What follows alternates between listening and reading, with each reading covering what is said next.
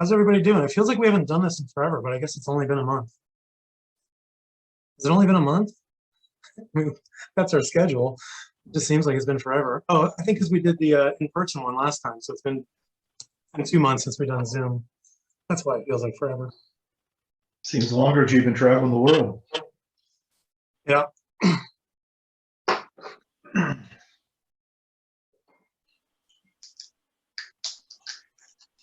Good to see everybody. New faces on here. So, there's some people that were able to get samples and some who did not. Unfortunately,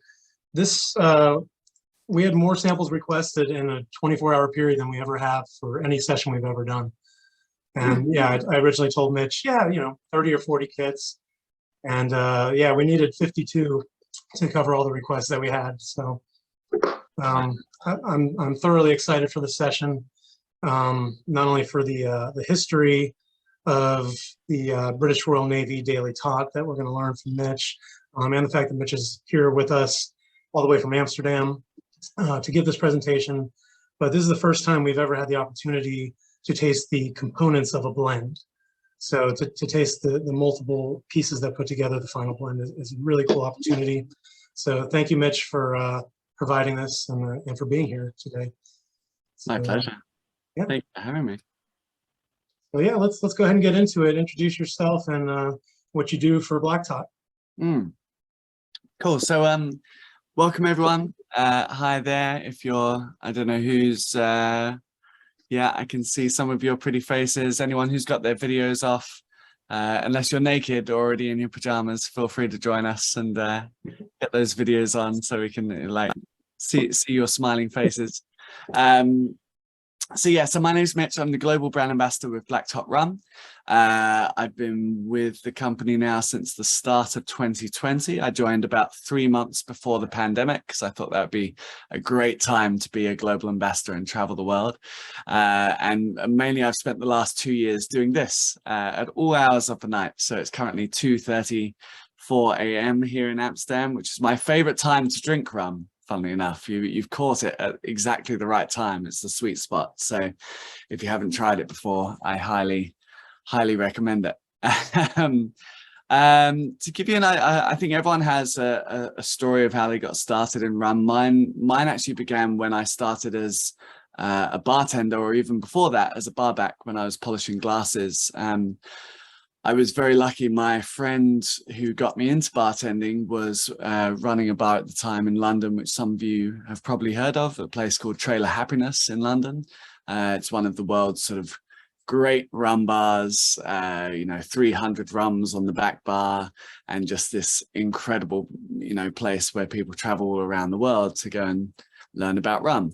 I didn't know much about it at the time. I didn't know what it was. Here's a little picture of Trailer from back in the day. I don't know if this comes up. This is the bar at Trailer. This is what Trailer looks like. All of this is rum. Yeah, 300 odd bottles back in the day.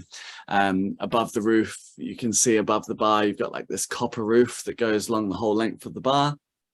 And yeah, it's a pretty incredible place to learn about rum and discover rum. I'd grown up in a place just outside of London called Essex, which is a very classy place. Not really. But yes, I don't recommend going there. But if you ever have the misfortune of going there, it's not the greatest rum selections there. I sort of grew up thinking rum was Sailor Jerry and Coke, and that was about it, and then to come somewhere like Trailer and see all of this rum going on, it kind of just blew my mind and opened my eyes to the world of rum.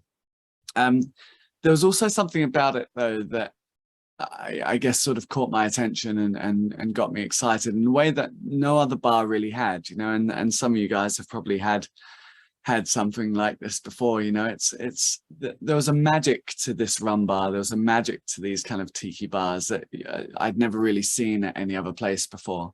And this roof, which you can see here, this copper roof on the picture, was a good example where on Friday, Saturday nights, if the crowd needed to get up and dance a bit more and the bartenders wanted to get everyone going, how they would do that is they would grab a bottle of Rare Nephew 63% overproof rum.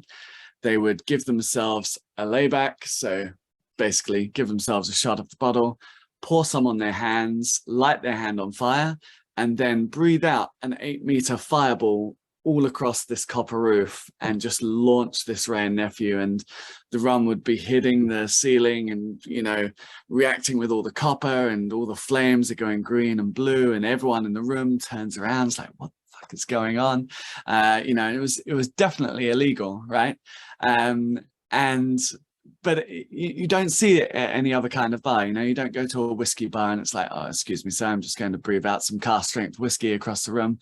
You know, it doesn't happen at any other type of place. And there was some magic about this rum bar which kind of got me really excited. And after that, you know, everywhere I went, I was always fascinated by looking at bars' rum selection, you know, and amazed that most bars' rum selections were shit. You know, like it would be, they might have 100 whiskeys, 50 gins, 20 vodkas, and usually like 5 really crappy rums in the corner.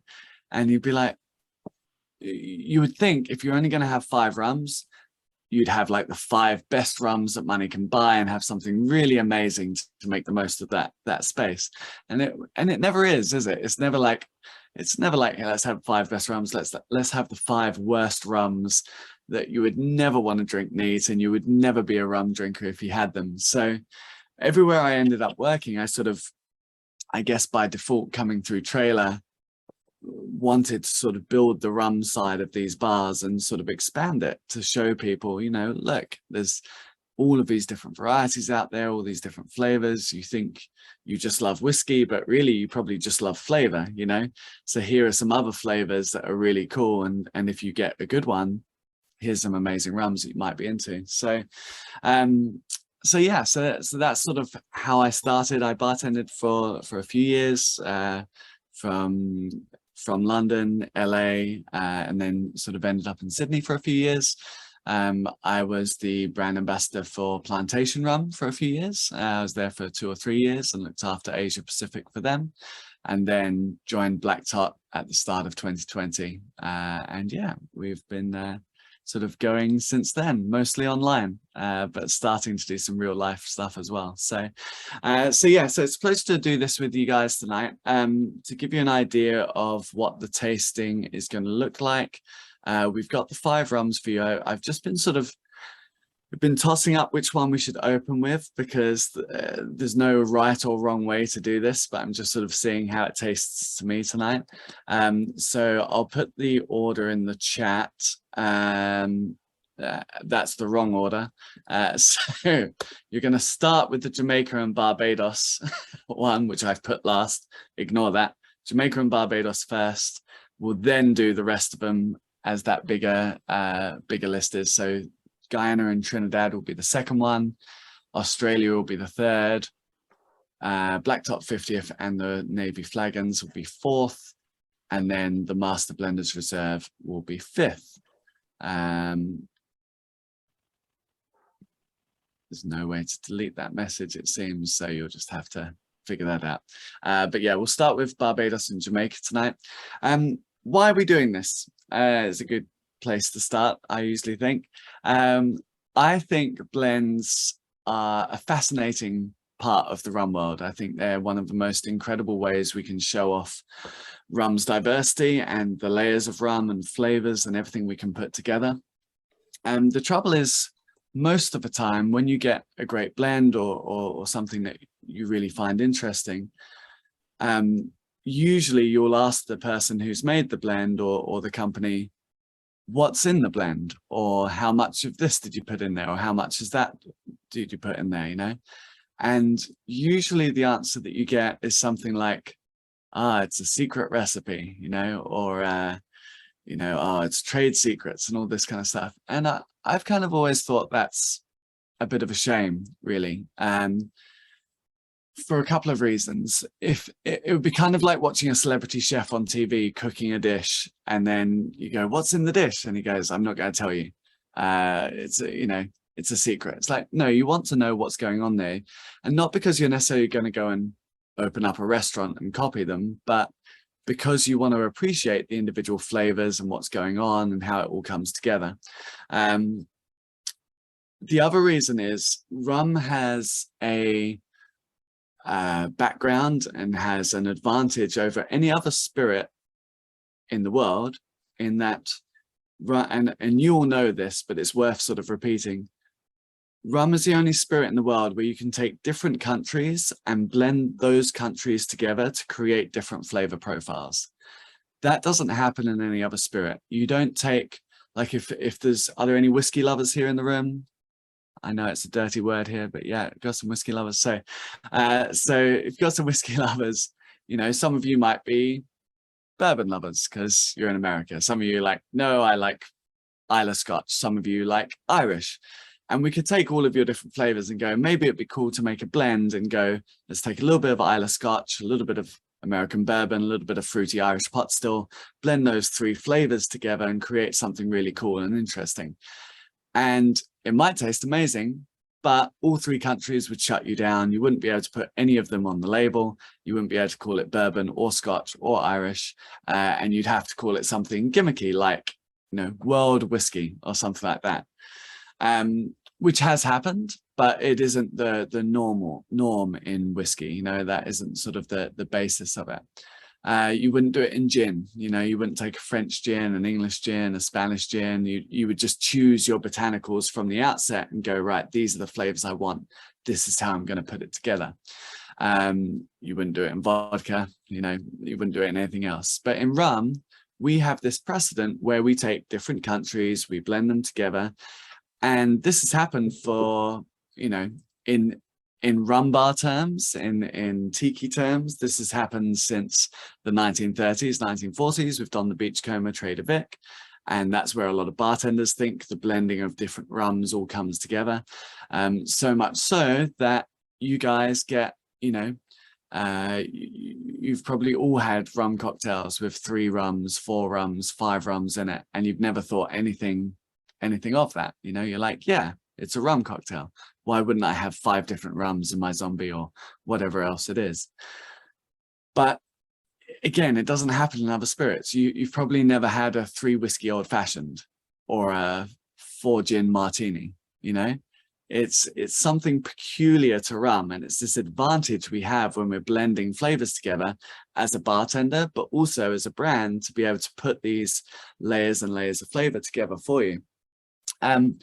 So when I joined Black Tot, one of the things, I guess one of the gripes I had coming from the bartending world was I hated picking up a bottle of rum, looking at it, reading it, going on the website, and having no idea what was in that bottle. You know, that seemed crazy to me.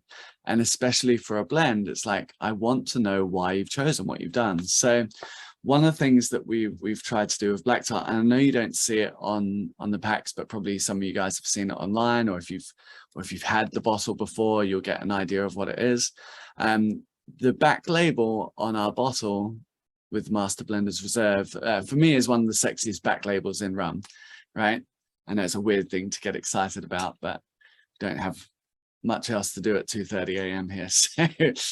So this is on the back label. This is all the information. And so you can pick it up, and as a bartender, as a rum drinker at home, wherever you're coming from, you can see exactly every single component that's gone into that blend, each country, distillery, type of still, the tropical and continental aging. Some casks can have both, and the blend percentage as well, because unless you know how much impact a certain components had on it, you know, how would you know how it all comes together? So this is the Master Blenders Reserve. Now this bottle, we released this is 2021, as you may have noticed. We released this on Black Tot Day, so the 31st of July 2021. It has just landed in America because shipping and everything this past year has been a nightmare. It left our shores in London in December 2021, and it's just landed about 2 weeks ago in California, and is now making its way across America. And Gary Clark, who's on this call, works with our importers, Impex, who's bringing it in. So if you want to get yourself a bottle, he's the one you need to schmooze and make friends with very, very quickly before they all disappear. So what have we got for this tasting is we've taken some of the component rums from this, well, all of the component rums we've put in this, and we've basically split it into this tasting pack because, again, as fascinating as it is to see all this information on the back label, I think it's even more interesting to see those raw ingredients and see how they start to come together. In a perfect world, we would have had every single country separated. So Guyana, Trinidad, Barbados, Jamaica, Australia, and then the flagons. The reason why we blended some, the honest reason why we blended some, was there was only 5 spots in the tasting pack, and we had to choose some to go together. So the way I envisaged this, way I put this together, was I put Guyana and Trinidad together because for me those are the quintessential Navy rum countries that every Navy rum company has always told you is in a Navy rum, right? Okay, and any Navy rum that you buy typically today, whether or not it really qualifies for Navy rum or not, we can discuss that tonight. But they will always usually talk about Guyana rum being a heart of it, and sometimes Trinidad. Barbados and Jamaica were both parts of the blend, but had different histories with Navy rum. And again, we'll talk about their influence on the blend as well. Australian rum, I don't think anyone has ever talked about Australian rum in the Navy rum blend. And I'm going to show you a video tonight where we see Australian rum actually being featured and talked about in it. I think Matt Petrick has mentioned it before. He has, yeah. He's Matt Petrick. He's so that's not fair. Not normal people don't talk about Australian rum. But yeah, Matt obviously has dissected almost everything in the rum world that he's put his mind to so far. The fourth component, the 50th anniversary and flagons or last consignment. This one is an interesting one because this is the previous year's blend that was the base rum for 2021. And we'll talk more about how this blend is evolving every year. But this is essentially a sort of taster of what last year's rum tasted like before we added all these other components to it. And then obviously the final blend is all of that coming together. So I know some of you guys are well ahead of me, but let's start drinking if you haven't already, because everything gets a bit better after that. So we're starting with the Barbados and Jamaican first. Okay, so let's look at the components that are in here. I'll pull it up on the screen for you guys again. So let's pull the label up for you again so you can see it. I think some people were sort of starting to guess distilleries and things and bits and pieces in it. Again, it's very easy because we'll show you exactly what's in there.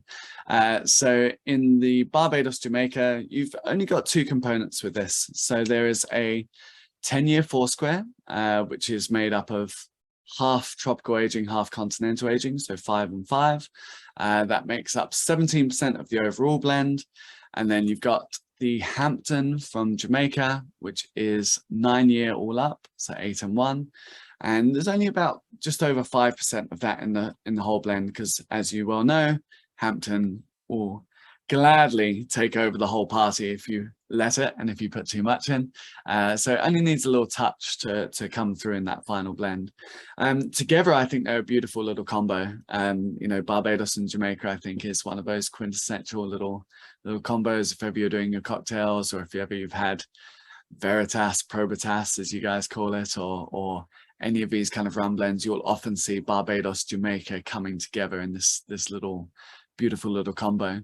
I think it works well because, you know, you've got the fruitiness from both countries. For me, Barbados is Barbados is like a fresh bowl of fruit that you've just bought and put together. It's your pineapples, it's your coconuts, it's, you know, it's beautiful, it's fresh, it's tropical.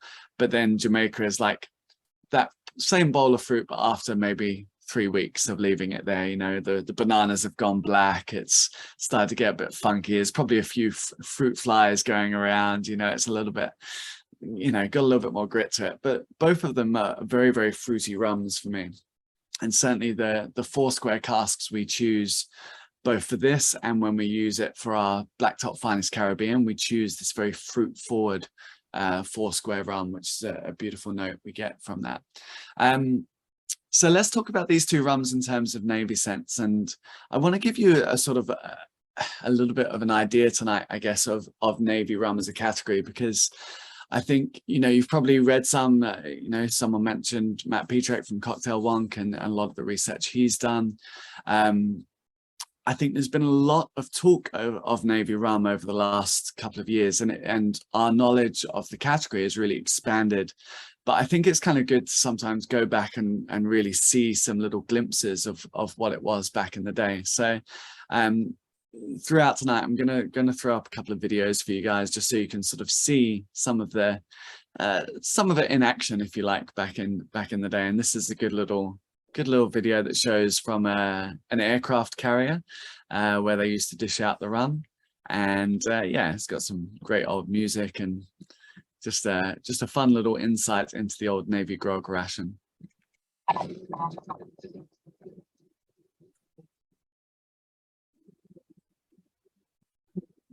You hear it okay?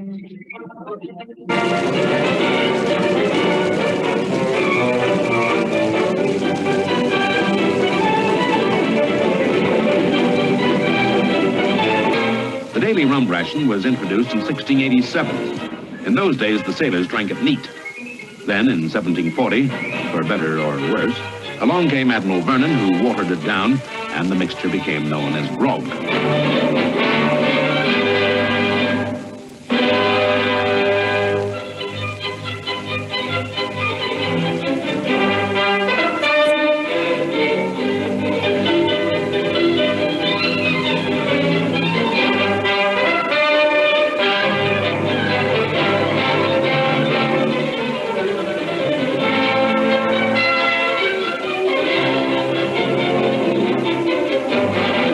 A good sailor is supposed to be able to knock it back in one go.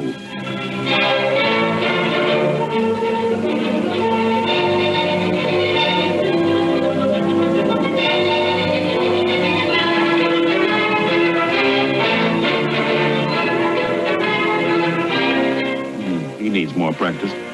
He'll get it, never fear.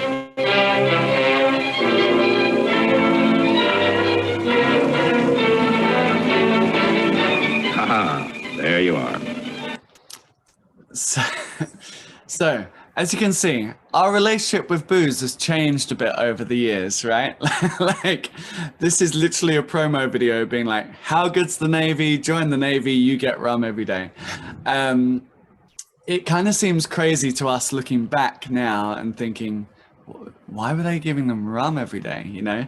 But it's a fascinating story, and what's been amazing for me getting into more and more and sort of researching it is understanding how much of an impact it's had on rum blending since the Navy got involved and started doing these things.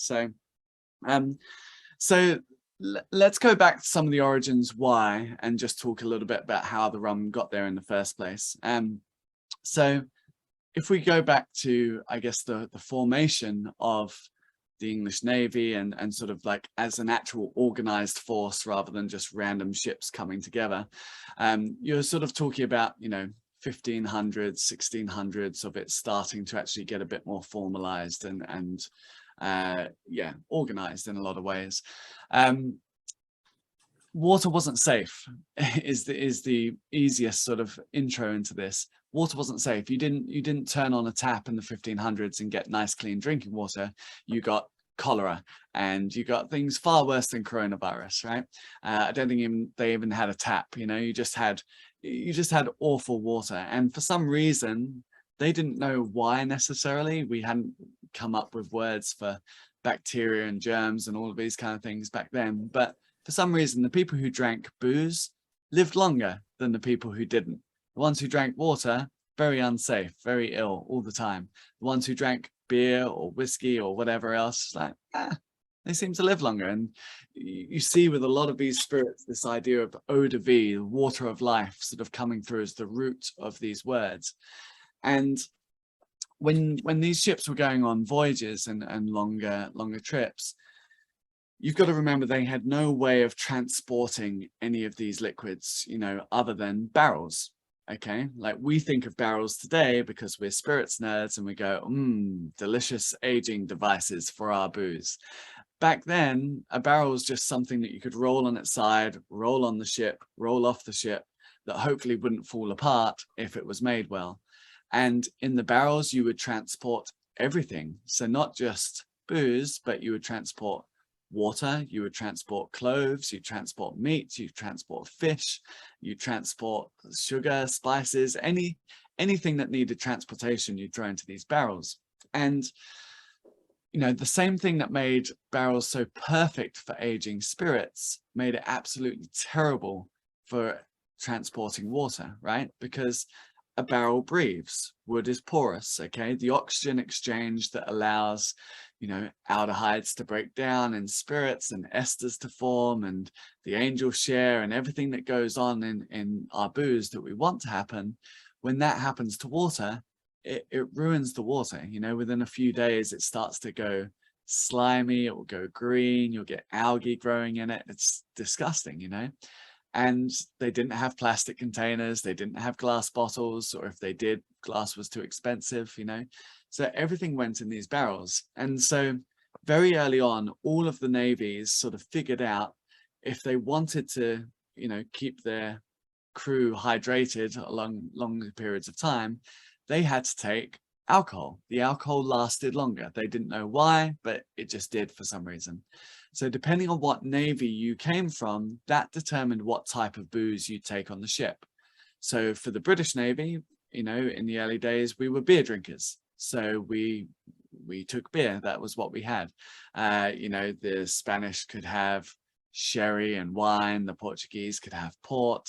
The Dutch could have Geneva or later on gin as well. The French could have everything, right? The French could cognac, champagne, brandy, armagnac, but that's why they lost all those battles, you know. But so you had all these different navies taking all these different booze to sea. You had lots of different barrel types happening because, again, remember, like the bourbon barrel rule where everything is aged in bourbon barrels nowadays, that does not exist back then. So you've got all different types of wood, all different types of flavor going on. All of these things being transported around the world. And then from the late 1500s, early 1600s, where you have all of the colonial powers starting to go to the Caribbean and the Americas, you suddenly have this shift start to occur, because we're not making beer or whiskey or gin or any of these other things in the Caribbean, but what was starting to emerge was rum. You know, obviously we didn't call it rum at the start. We called it a hot, hellish liquor strong enough to kill the devil. And so we called it Kill Devil for a while, which was shit PR. That wasn't a good marketing at all. And then later, you know, we called the people who got drunk on rum, we said they were a bit rummy. And, you know, sort of rummy became this term for, you know, rapscallions getting a bit drunk and a bit testy on the seas. And then later, you know, rum bullion and rum becomes this end product, if you like, this end term that we run with.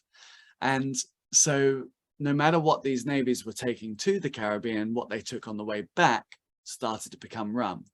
And so for all of this bullshit marketing you see nowadays with, you know, sailors and sea monsters and pirates and all the rest, there was some legitimacy in that origin, right? You had to be a person of the sea to go to this faraway place and get this substance, this liquid that couldn't be made anywhere else because the raw material didn't exist anywhere else at that stage. So over time, the Navy sort of becomes associated with rum, rum becomes associated with the sea. but it wasn't really sort of written into code that they had to drink rum. It just became the preferred thing. And, you know, for the first couple of 100 years, it very much is a case of you go to whichever port you're at, or you know, invade whoever you're invading, or you take over whatever ship you can commandeer, and whatever casks you get is what you're drinking that week. You know, there's no sort of set rhyme or reason to it. It's just whatever you can get your hands on. And depending on what ship you're on, you know, you're going to be drinking different amounts, right? Okay, so if you're sailing with Captain Mike, you know, he might be like, we're doing 3 barrels a day, you know, whereas Captain Mindy is like 10 barrels, let's go. And so all these different crews are drinking different amounts, and you're sort of constantly walking this line between mutiny and motivation, right? You want to give them just enough rum that they like you and don't quit, but not so much that they want to, you know, completely overthrow you and throw you overboard. So so for the first, you know, couple of 100 years, it's very much whatever they can get their hands on. And then it's not until the early 1800s where we start to see the creation of an actual Navy rum blend coming together. And the reason for this, I'd love to say it was like, you know, a master blender in the Navy being like, you know, what we should do is create this wonderful blend for the crew and all this stuff.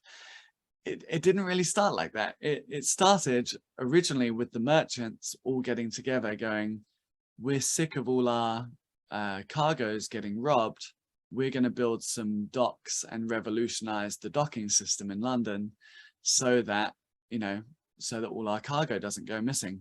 To give you an idea, before the 1800s, you've got the River Thames coming into London, right? So all the ships coming back from the Caribbean would, you know, they'd come there, or they could go to Portsmouth or somewhere else like that. But say if they're coming to the River Thames, there was one place for all these ships to dock. And so if your ship was first, you would get your cargo unloaded, everything would get written down, taxed appropriately, of course, because they love taxes, and then, you know, money exchange, and then you've got your cargo off. If you were the second in queue, you've got to wait until that first boat goes. If you're third in queue, you've got to wait for 2 boats. If there were 12 boats, you might be waiting for several days. And sometimes there was 30 boats, 40 boats, 50 boats in a queue waiting to get offloaded. Now, you don't want to pay for your whole crew to just be sitting around waiting to get the boat unloaded. And so you get rid of most of the crew, so you're not paying them, you're running a skeleton crew. And remarkably, of course, some of your cargo starts to go missing with the remaining crew that's left on board, because that cargo might be very valuable. You know, sugar's worth its weight in gold back in the day. These spices were incredibly expensive, you know, $4,000 pineapples, all of these kind of things, which could just be, you know, lifted off the side of a ship in the middle of the night and slowly start to disappear.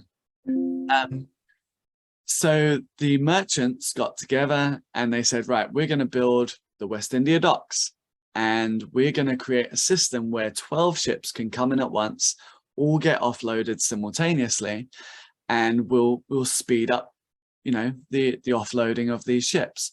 It was all around the same time as the birth of industrialization and things getting a lot more efficient and faster.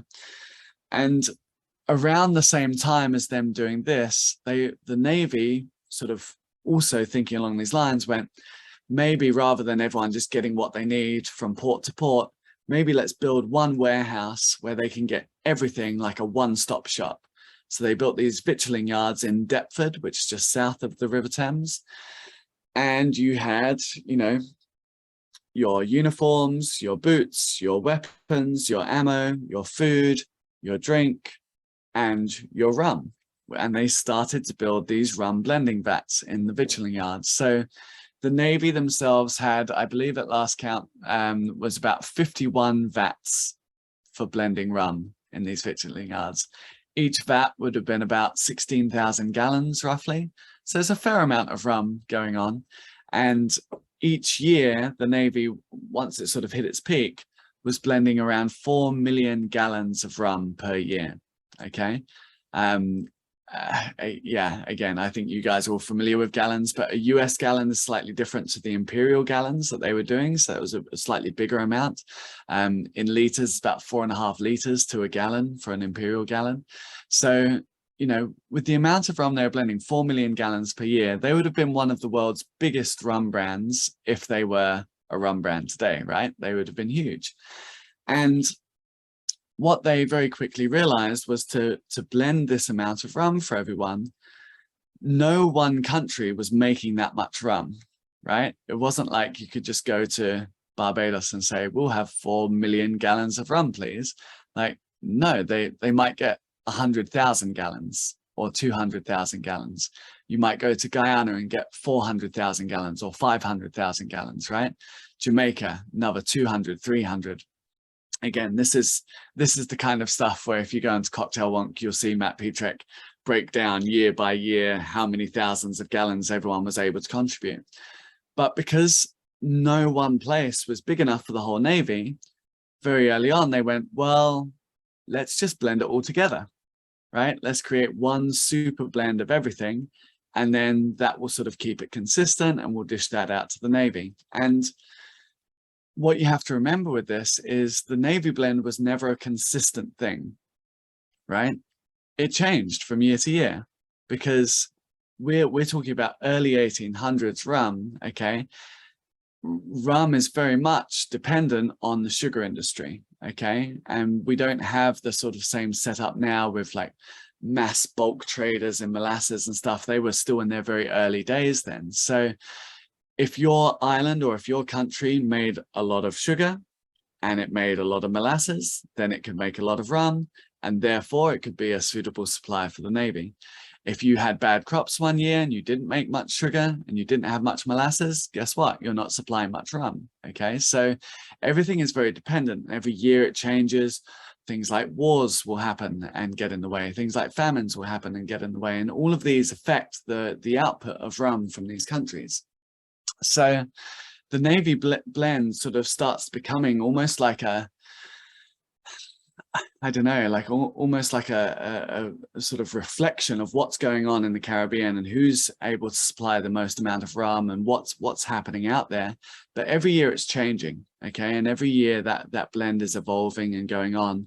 And with these vats that they built in the victualling yards, they had, as I say, they had about 51 vats. They were open top wooden vats, and they were connected with a pipe a third of the way up. And they were open top, so you could dump casks of rum into any of these vats, and they had the pipes, so that eventually they could all blend together, right? Okay, so over time, all of these rums blended together. The pipes were about a third of the way up, so when they pulled off the rum, there was always a third left in the vats. That became the base for the next lot of blending when they added new casks to it. So it was like this, and now I know what some people, you know, I feel like in rum, as soon as it becomes a slightly complex rum blend, we go, it must be a Solera system. It's not a Solera system. Spanish people will hate us if we say that, right? Okay. It was like a perpetual blend, okay? We were perpetually topping up these vats every year, and every year the rum flavor would change slightly, you know? Some years it might be more consistent than others. They started this blend in 1804. They finished it in 1970. They had not just London, but they also did build a vat sort of near Plymouth, near Portsmouth, down that kind of way. And they had one in Scotland, we believe. We think they had one in Singapore as well. And then when they finished it all in 1970, when we came to Black Tot Day and how Black Tot Day happened, was they had a vote in Parliament, you know, so 28th of July 1970. If you're really bored, you can read all of the parliamentary transcripts from 1970 online on a website called Hansard, and you can see them debating all day about, you know, should we keep the Navy rum ration or not? Should we get rid of it? And, you know, people really argued about it. They were like, you know, if we get rid of this rum ration, people are going to quit the Navy. And supposedly they did on Black Tot Day. Supposedly more people quit the Navy that day than any other day in history. But they said, no, we're going to get rid of this rum ration. We're going to end it. And they had the vote in Parliament. The rum lost. 3 days later, they gave out the last tots of rum. And that was the end of it. And they called it Black Tot Day because all the sailors wore black armbands, and it was like the death of the rum tot that they used to get every morning at 11 a.m. The naval colleges had like funerals for the rum and like tipped rum out at sea. It was a sad day for the rum, you know. And then essentially what happened, all of the remaining rum got stored in these stone jars, these wicker flagons, okay? And they got locked away. So let me show you that, because again, I think flagons can be a weird word. If you've never seen a flagon, if you haven't got flagons hanging around, you should see what that's about. And then we will get on to our next rum as well. Let me pull this up. I can see the chat's blowing up, and I will get to some of your questions just whilst I'm pulling this up. Mike, is there any questions on there which I've got several, and there's a few more in the chat. My first question is the open topped vats. I understand the ease of being able to pour barrels directly into it, but what happened? I mean, how significant was those open vats as far as how it impacted the flavor or cleanliness or anything else of the liquid that was in there? Yeah, great question. So I guess the first and easiest way to look at it was that the angel share from the vats in London was about 10% per year, which is huge. Okay, so if we think about evaporation, you know, when we talk about angel share in places like Scotland, say 1 to 2% angel share typically. In the Caribbean, we might say anywhere from 6, 7, 8, sometimes up to 9 or 10 in certain places. 10% is kind of unheard of, especially somewhere freezing cold like London, especially back in the day. So there was a huge amount of evaporation, and this was done very much by design, and they talk about it in some of the records, again, some of the records that you'll see on Cocktail Wonk and things like that Matt's dragged up. And they figured out that if the booze was left open and if it was left to evaporate, some of the harsher alcohols would dissipate over time. And so because they were working with quite young rums and quite harsh rums, quite high ABV rums, there was this thinking of, if we let some of it evaporate off, that will actually be better for the flavor of the blend. It will kind of smooth out the rum a little bit. And so they did it because it was a government issued ration. You know, it wasn't like if we were doing it to sell the rum, we'd be like, oh, we're losing 10% a year. This is crazy. But for them, they're like, oh yeah, it's going to the Navy, you know, rum's cheap, it's fine. We'll let it evaporate off and it will taste better. So yeah, so that was the thinking. In terms of wood interaction with the rum, I mean, you could say probably in its early days, yes, the wood may have had a bit more interaction, had a bit more impact on the flavor with the rum. But I mean, over the course of the next 160 years where they were blending it, I'd say the wood impact itself from the vats would be fairly minimal. The most wood impact you're getting is from the transportation in the casks, because again, no plastic containers, no big drums to send your rum in, so everything's being shipped at sea with casks. So that time in the barrel to and from coming in and coming out after the blend back in casks, that would be where your main wood interaction is, and then evaporation off the rest of it. I imagine most of the purchases of the rum stocks would have been, you know, from an economical standpoint, unaged and just like the cheapest they can get. Is that accurate? Yeah, I remember having this conversation with someone before online, and they were like, yeah, but you know, the Navy only bought the cheap stuff, right? I'm like, yeah, pretty much. They bought Port Morant, they bought Caroni, they just bought all the cheap stuff. And Port Morant and Caroni were two of the biggest suppliers, and it was super cheap. So Well, yeah. I know Petrick actually had documents, I think from the 50s, that the Port Morant was actually at a premium. Like he had the purchase order, and that specific still was more expensive than any of the other Guyana rum. So I guess they wanted that particular flavor in the blend, even if it was a little bit more expensive. Yeah, no, and you've got to remember as well, like this is you know, to a certain extent, again, yes, flavor may have came into a certain aspect, but it was also supply. It was also how much they could buy and who was making the most and who had it readily available, you know. So yes, that would have played one impact, but you know, they saw it as a necessity. They saw it as something that had to be got. So if Port Morant had the rum available, then they'd be buying that Port Morant, you know. The only time, and this is part of why I wanted to get to with this first component, the only time we really see flavor being considered in a big way in terms of the blend is towards the end of the 1800s. They write a letter saying, stop adding Jamaican rum to the blend, because the sailors didn't like it. It was too funky, too aromatic. I'm trying to think, they said it in a very English 1800s way, like the full characterful flavor of the Jamaican rum is forbears the sailors, or something along those lines, you know. And they stopped adding Jamaican rum to the blend at the end of the 1800s. Now Jamaican rum does come back into the blend, and it comes back in after World War II, because after World War II, there's a big shortage of rum, and they've got Jamaican rum, so they're like, well, it's that or nothing. So they add a load of Jamaican rum into the blend. So if you get to try a flagon from around the 1950s, it's much more Jamaican heavy. It's got much more of that kind of notes coming through. It's a little bit higher ester. And then by the 70s, the flagons kind of return back to this more Guyanese dominant kind of style. But one of the things to factor in as well is they got rum from everywhere. The Navy blend was not just Guyana or not just Trinidad, and not even just British colonies. It was anywhere in the world that made rum at some point pretty much went into this blend, because if the British colonies didn't have enough, they bought from Martinique, from Cuba, from, we believe there was some rum from Egypt in there at one point.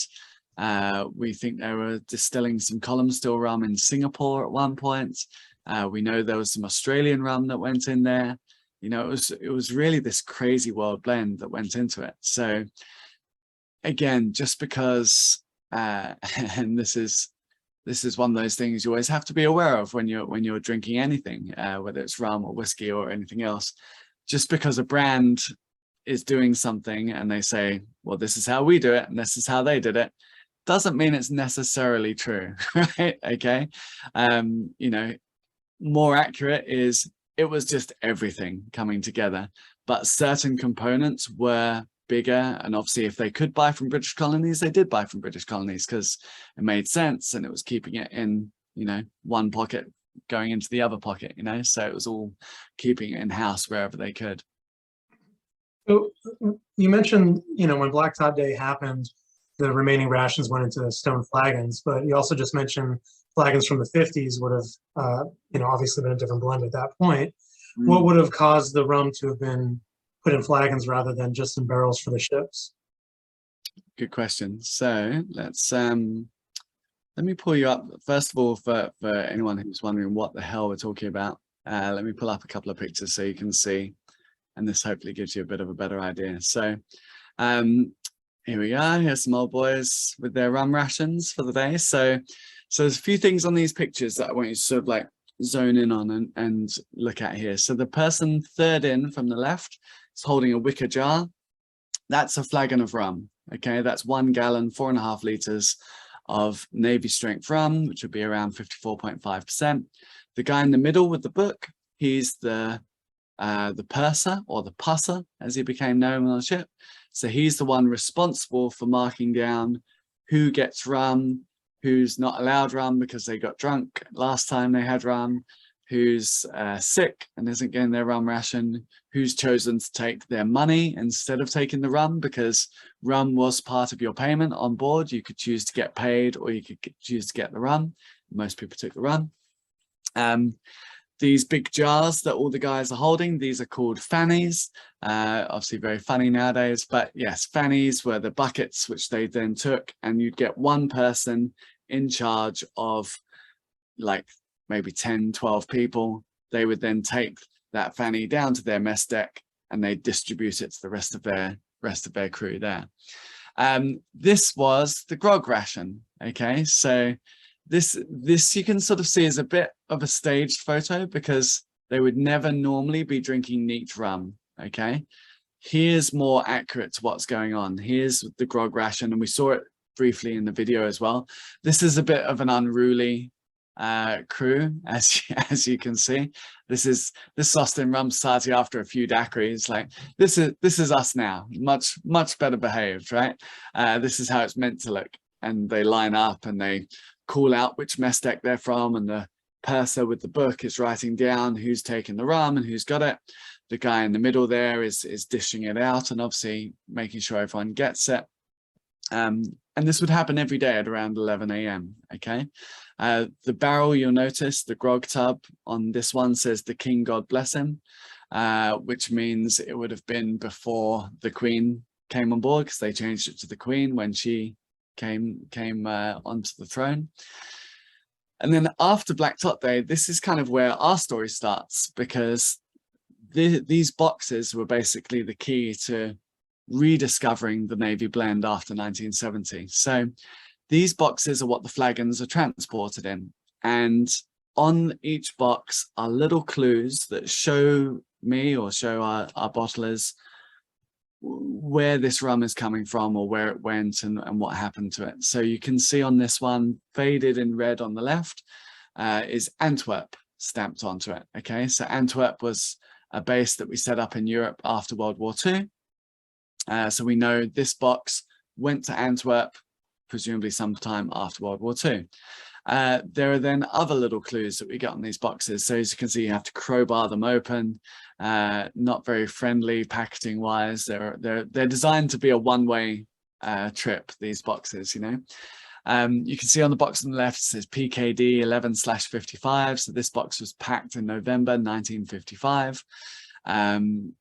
And then you can see how, before the days of cardboard, how we used to pack these boxes full of sawdust, and that sort of stopped them knocking together and breaking.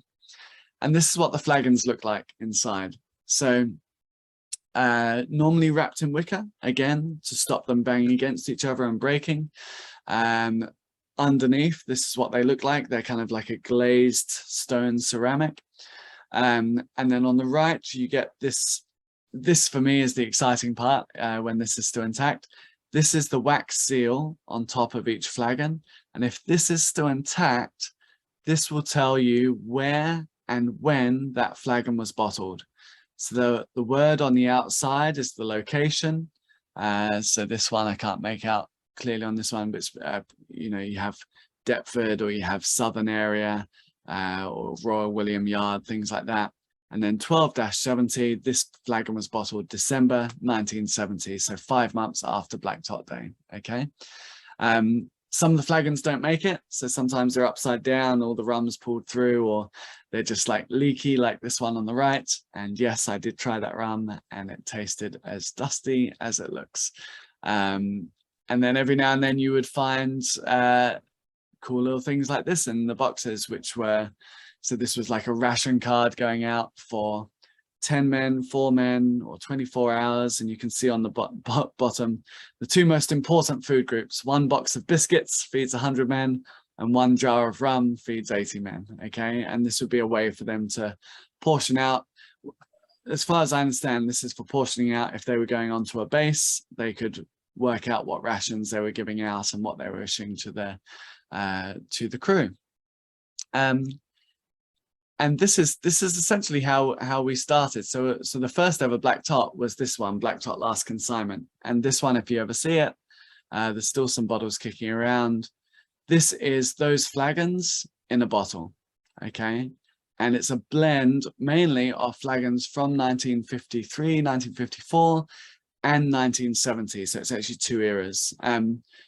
So Mike, you were saying what would cause a flagon to go, well, why would rum go in a flagon before 1970? It all depended on the size of the ship. Okay, so if you were going on a big ship and you had lots of space, you could take a barrel on board. If it was a smaller ship, you could take a smaller barrel, or if it was something like a submarine where you couldn't get any barrels on, you would take flagons, because flagons were very easy to carry. each one of those boxes that I showed you on there weighs 23 kilos. Everything you see that's Navy issued has like a stamp on it saying this is how much it weighs, so you can see instantly I can carry this, you know. There's a lot of photos, especially during things like the World War and the First World War, and Gallipoli as well, where you see army troops who have been issued with flagons and could take them into the trenches because they could carry them around. And the army never really got a daily rum ration, but they got medicine. Okay, it was like a medicinal purposes for the army. So they did get some rum, but only when things got really bad, basically. So yeah, so just really depending on the size of the ship. And then for some reason, and we don't really know why, but after 1970, after Black Tot Day, for some reason they said, let's put it all into flagons, all the remaining rum, rather than into casks. Now, if they put it into casks, all of that rum would have evaporated away and we wouldn't have had much left 40 years later. Because they put it into the flagons, and because the flagons are airtight, they're like little time capsules for the rum. So as long as you've got one and it's still sealed and it's still intact, you open that rum and it's exactly as it was 40 years ago, you know. Even the ABV, you know, the ABV on last consignment when we bottled it was 54.3%. So in 40 years, it lost 0.2%. And that, to be fair, that was probably us opening the flagons and bottling it that did that, you know. So it's pretty incredible to get this little snapshot of time. So last consignment, we bottled last consignment in 2010. We made 3,000 bottles of it. It's a great rum. If you haven't had it before, I highly recommend it. We're going to sort of have a little glimpse of it in our fourth rum today, but it's also about $1,000 a bottle. So it's not your everyday rum. And for 10 years, that was the only Black Tot that we had. And then after 10 years, we thought maybe we should have a rum that doesn't cost $1,000 a bottle so people can actually afford to drink it every day. And that was where we came up with Black Tot Finest Caribbean, which is the one with the orange label, which I think we sort of glimpsed briefly there. And that's a blend of 5-year Foursquare, 2 Guyanese rums, part unaged, part 3 to 5 year, and a 3-year from Worthy Park. So it's just a really solid all-round cocktail blend, sipping blend, 46.2% ABV, no added sugar, just that's our everyday rum. And then for the 50th anniversary of Black Tot Day, we thought we should probably bring out something really special. And this is where this idea of looking back at the history of Navy Rum, looking at how they used to blend and create these perpetual blends, like maybe we could start to bring back something like that. So I've been talking lots and we need to drink more rum. Yeah, definitely want to get through. I know some people have moved ahead and we've got 4 more rums to drink here. I do have one last question on the first rum before we move to I think we're doing Guyana and Trinidad next. Do we know what mark the Hamden is, and the Jamaican component of the first blend? Oh, good question. Not off the top of my head. No, it might be written down on a spreadsheet somewhere. But yeah, I'd have to find that out. Yeah. Okay. Yeah, well, I'll follow up with you on that.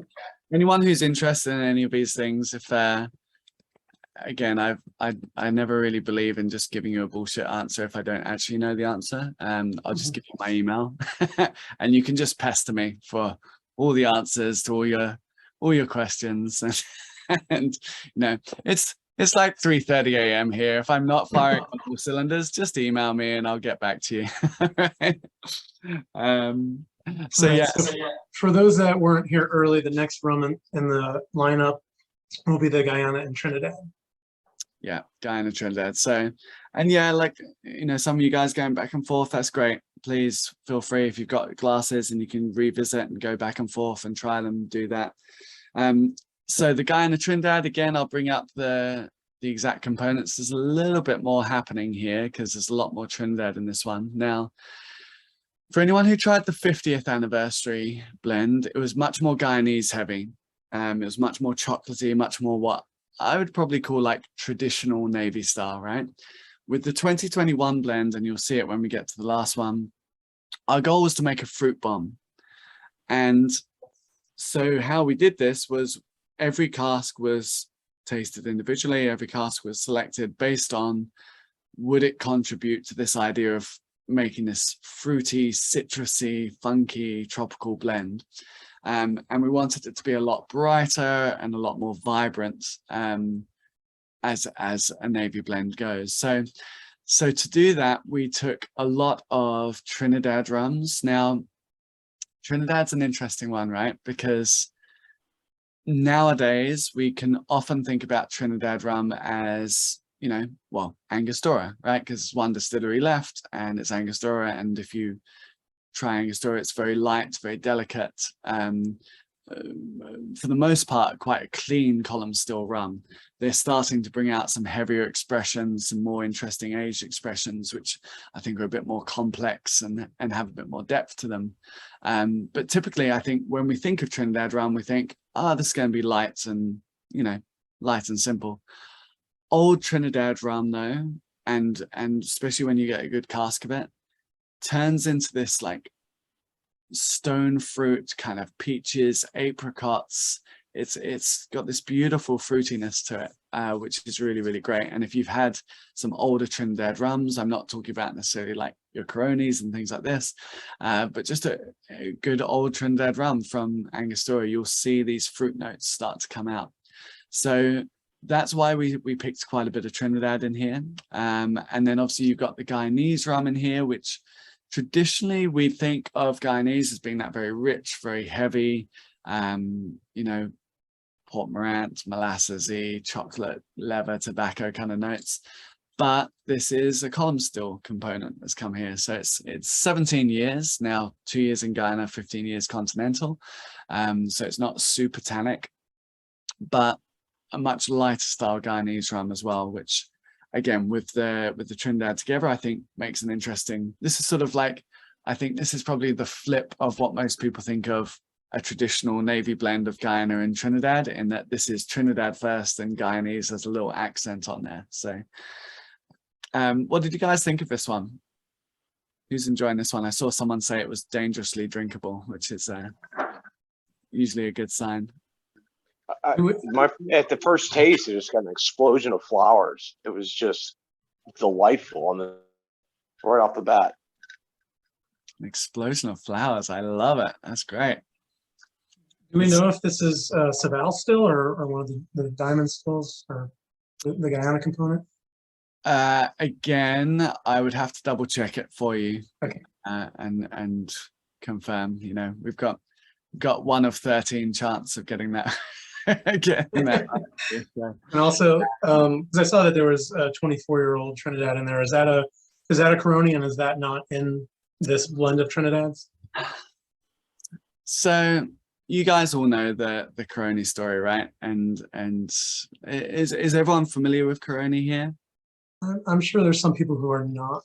Yeah. Okay. So a little sort of backstory on Coroni. So sort of the turn of the 1900s, you had 3 main distilleries left in Trinidad that were still really properly operating. And Coroni sort of comes in just sort of a little later on, sort of, I think it's like 1919, 1912, something like that, around that kind of age, where Coroni starts coming in.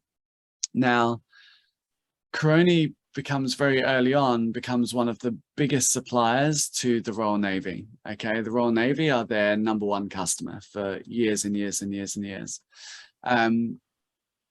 As you're probably not surprised to hear, when your biggest customer suddenly decides to go teetotal and stop buying rum off you, that hits the distillery pretty hard. And so overnight, they've just lost their best customer.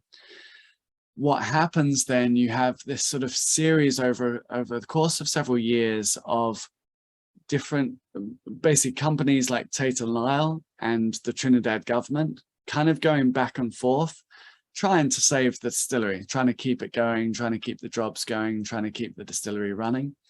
So from 1970, you get a big investment coming in from the government to try and keep it going. And then sort of around the turn of 2000, basically they you know, it's not profitable anymore. They're sort of hemorrhaging money out of this distillery at the time.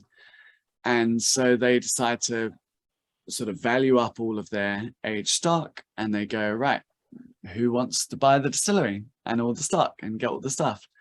And they had these bids, and it looked like they were going to sell. And then basically there was a big disagreement over how much the aged stock was actually valued at. And some people were saying it's worth more, and some people were saying it's worth less.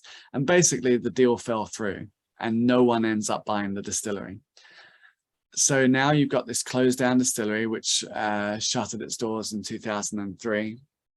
I did read somewhere it happened on Black Tot Day 2003. It's weird how Black Tot Day comes up several times throughout rum history in different guises. But so they closed down this distillery in 2003, and all of this aged stock then basically went up for people to buy. The most famous person who bought it was Luca Gargano with Bellier. So he bought a lot of the aged Caroni stock and kind of was responsible for making it famous.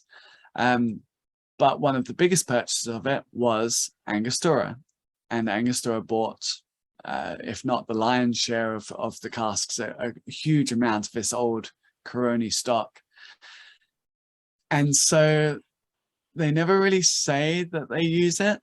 I think maybe now they're starting to get a little bit more open with it, with the idea of like, because they've realized everyone like goes nuts for Caroni, and they're like, oh, actually we do have some actually that we add a little bit into our blends. But every now and then you try a rum, and you especially some of these older Trinidad rums, and you're like, it probably did have a bit of Caroni added to it. So if not the whole thing, then maybe a blending component or added in.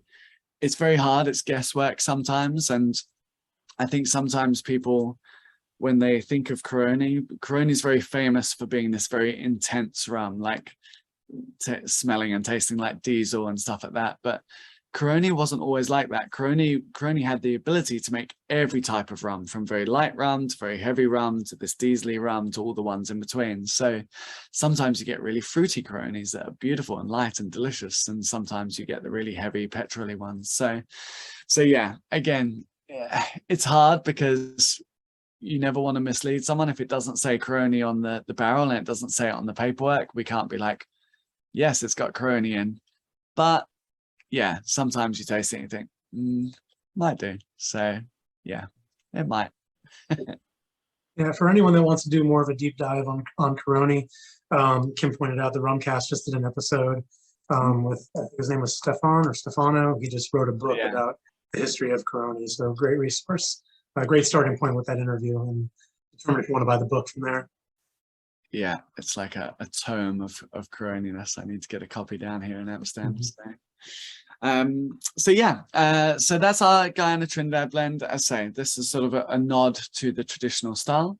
Hopefully everyone likes it, and let's go on to our Australia component there, because I think that's this is something which from my recent visits to the US, I didn't really see any Australian rum out there. I don't know, have you guys had much Australian rum? So Transcontinental has put out one Bentley. Yeah. And I think Holmes Key has, just in the last couple months, put out one or two Australians. Yeah. Bentley, Okay, cool. I didn't know Eric had one of those. That's cool. So yes, Australia. People are often surprised to hear that Australia, that their national spirit is rum. That is, you know, if you go to Australia, especially if you go to the country in Australia, rum is their #1 spirit, and they are sort of famous. The whole country was founded on rum, quite literally, because before they had a currency, they traded rum barrels to get things done in the early days of setting up the penal colonies there and stuff. So if you go to Sydney, has anyone been to Sydney? Anyone been to over there? If you go to Sydney, there's the big Sydney Hospital. There's a plaque outside the Sydney Hospital that says this was originally called the Rum Hospital, because the hospital was built in exchange for a few barrels of rum. And they basically said when they first set up the colony there in Australia, loads of people were dying, loads of people were getting ill and sick. And they were like, you need to build a hospital. And they were like, nah, hospitals are expensive, you know. And they were like, well, we'll give you lots of rum. And they were like, we want exclusive import rights to all rum on the island. And they said, will you build the hospital if we give you that? And they went, yeah. And they were like, fine, okay. And so that's how the first hospital in Australia got built. Australia has this crazy history with rum. You know, it's even now today, I believe it's top 3 or maybe top 5 sugar producers in the world. Up in Queensland, there's a huge amount of sugar cane up there. Obviously, we know, you know, sugar cane, I'm sure you all know, but it didn't originate in the Caribbean. It originated in places like Papua New Guinea. It was much closer to these parts of the world than what we now think of it as today. And Australia was a pretty wild place, as you can imagine, given its origins. But when they first, you know, had all this sugarcane, they started distilling rum. Everything was very much like rustic, very illegal, very, you know, like let's get some and start doing some the equivalent of moonshine, if you like, and distilling. And very quickly they tried to, you know, tax it and start outlawing rum production in Australia. And one of the most famous distilleries in Australia was not on Australia. It was on a boat just off the coast of Australia. And this boat was called the SS Walrus. And on this boat, they put a sugarcane crusher and they put a pot still. And what this boat would do is go up and down the coast of Australia, and it would pick up sugarcane, crush sugarcane, distill the rum, sell the rum, pick up more sugarcane, distill the rum, and just do this up and down. And the reason was because in the water, they could evade the tax people. And so they could go around distilling rum, drinking rum, selling rum. And they did this for a few years before they actually got caught and sort of run aground with it. And supposedly the still that came off that ship was then brought on land, and they started a distillery with it. And supposedly that was the first still at the Beanley Distillery in Australia, in Queensland. So yeah, so this, you know, Beanley's been going for a very long time. It's sort of heralded as pretty much the longest running distillery, if not the first in Australia, that's still going. But Australia's been a weird one because they've never really exported much stuff before. Their biggest brand on the island is Bundaberg, which, if you've ever had the misfortune of tasting, it's not the greatest representation of their national spirit, but it's a weird one because so Australians have this thing called bogans, which I guess would be like kind of like the rednecks of Australia, right? Okay, and they're a very lovable, roguish bunch. And as soon as you sort of go into anywhere outside of the major cities, these people will just be drinking Bundy and Coke all day long, and they swear by this rum. And you're like, but it doesn't taste very good. And they're like, oh, it tastes great. It tastes like Bundy, you know? And it's like, I've given rum to people over there before when we've done shows, and I've had Australians say to me like, that's not rum. I'm like, why do you say that? It's from Barbados, or it's, you know, it's a really good Caribbean rum. And they're like, no, but it doesn't have that burn. It doesn't have that burn, so it's not rum. And I'm like, right. Okay, you know. And because of this, it's a really interesting thing when you're in Australia. There's a love-hate relationship with rum there, in that although it's very favored with certain demographics, as soon as you get to the city, most Australians in the city are like, no, we don't like rum because it tastes like petrol and it's horrible. And so you almost have to get over that barrier to show them actually rum can taste amazing. And Beanley has kind of been kind of a bit of a saving grace with it. And Steve McGarry, who was working there until recently, was quite a big part of that sort of transformation of the image of Australian rum, turning it from this very local kind of not cultured spirit to being like this very premium, amazing thing that could be exported worldwide. And it's interesting, you know, there are I'd say probably at least a dozen or so distilleries in Australia making rum, if not more now. But Beanley's the only one that ever focused on export and getting it out. And that's very much Steve's influence. So you will see a lot of independent bottlers picked up a Beanley at some point. Steve kind of released a lot of it all at the same time. So it will almost always be a 14-year Beanley if it comes from the 2007 batch, because those are the barrels that went out, and everyone just got slightly different variations of that. But yeah, I thought this one was interesting. The reason why we didn't mix this one is because I don't think many people have tried Australian rum by itself, and I wanted you to try an Australian rum by itself. So if you haven't had it before, you can see this is what Beanley tastes like. And I think it's a beautiful rum. You know, I think Australian rum is fantastic, and I'm hoping we get to see more of it. So in the blend, again, 14-year, 10-year tropical, 10-year tropical, 4-year continental. And this makes up, I think we've put it on the thing, what does it say, 6.7%. So again, just a small amount of the final blend. But what do you guys think of this one? Do you like it? An interesting one. Kim just pointed out she gets a weird peanut butter vibe from it. I'm definitely getting peanut notes now that she put that in my head. Peanut butter, yeah, I haven't heard that one before. That's a great one. Yeah, I get a lot of like black pepper at the end of it. Like it clearly punches through. As soon as you swallow, you just get this heat rise, and I was like, oh. And I peeked ahead at the final, and it clearly is there too.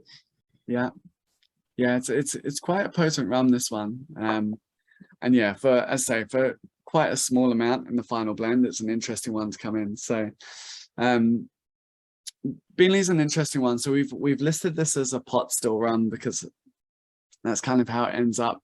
Beanley does an interesting process because they actually run their first pass through a column still, and then once they take that first pass on the distillation, they run all of that through a pot still afterwards. So it kind of has, it's an odd one because yeah, the column still allows them to be a bit more efficient at the start, but then all the flavor comes in through the pot still at the end. It's kind of, yeah, just an interesting way of doing it that you don't see that often.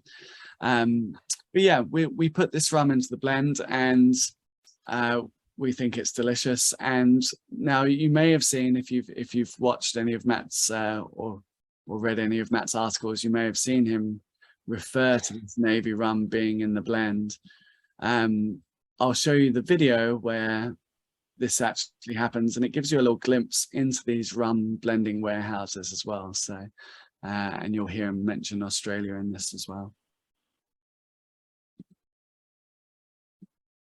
I did say 74,000 gallons of rum earlier on, but that's not all. At the William Yard, they even make their own rum casks. This highly skilled work is still done by hand. With loving care, the coopers repair and remake empty casks returned by the Navy. When they're finished and polished, on goes a brass plate with a traditional "The Queen, God Bless Her" engraved on it. As for the hooch itself, it's blended at Rangerton.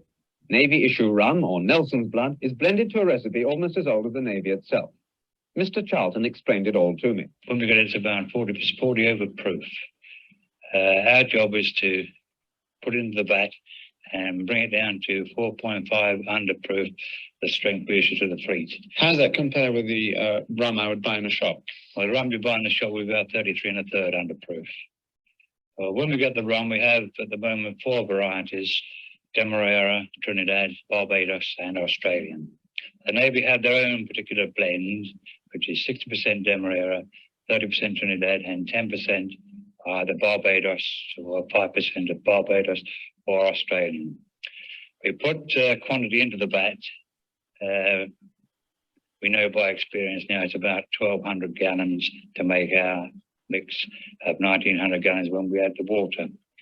We put it into the vat, then we turn on the agitator, you can see it behind me, give it a good turnover for 3 or 4 hours. Then we take the strength of the mixture at the top of the vat and the bottom of the vat. When their strengths agree, we know then the strength of our own mixture.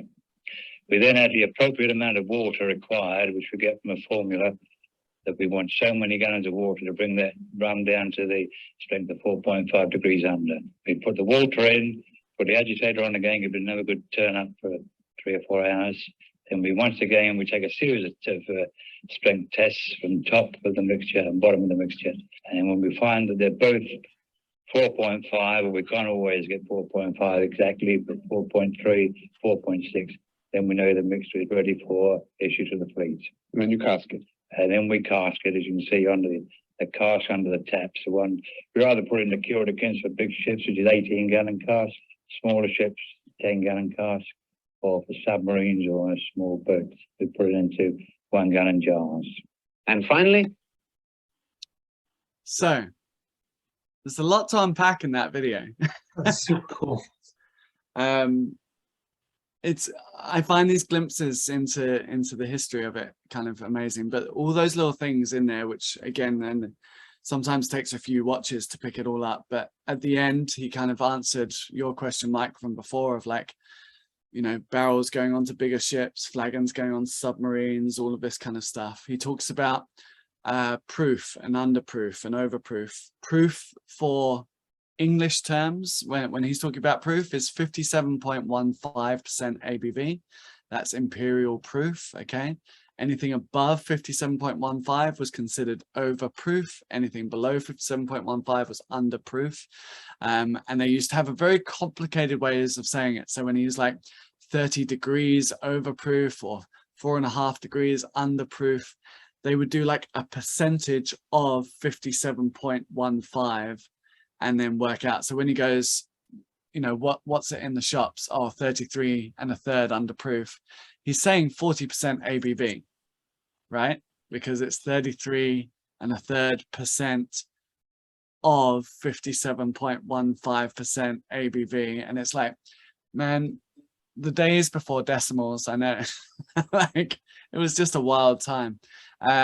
So Can we figure out why most producers that are not you, or I guess plussers for their gunpowder proof in their original recipe, call 57% Navy proof or Navy strength when that was proof? And like you said, 4.5% underproof is what Navy proof was. So why is it so convoluted in so many gins and rums calling their Navy strength 57%?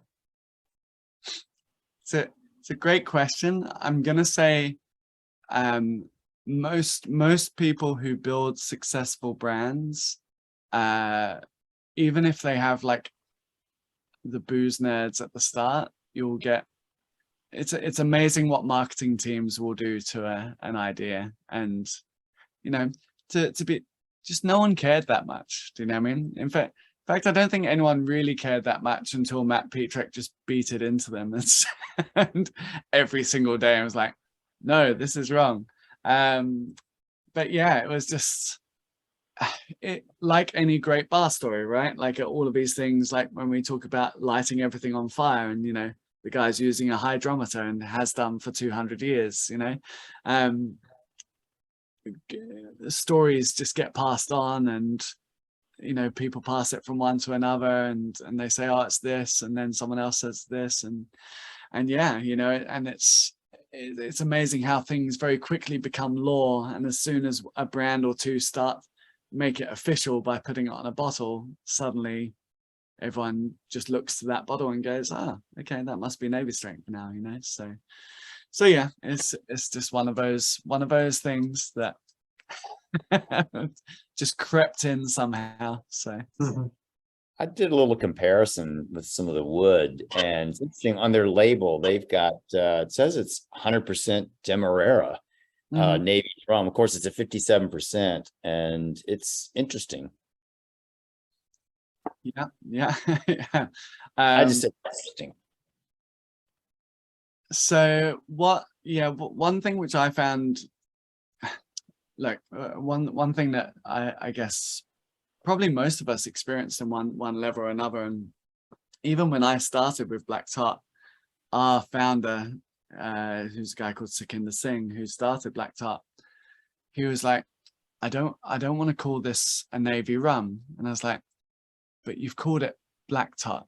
And he's like, yeah, but no one likes Navy rum. Like Navy rum isn't good. And I was like, they just haven't had good Navy rum, you know? And it's like, this comes to this sort of idea, what is Navy rum, you know? And I know as a bartender, when I first started, no one was reaching for Navy rum other than for a cocktail or for a float in something, or you know, to mix with ginger beer or something like that. You know, like Navy rum wasn't regarded as this big, beautiful, tasty thing. It was dark, heavy, caramel colored, maybe sweetened, you know, usually cheap and cheerful stuff.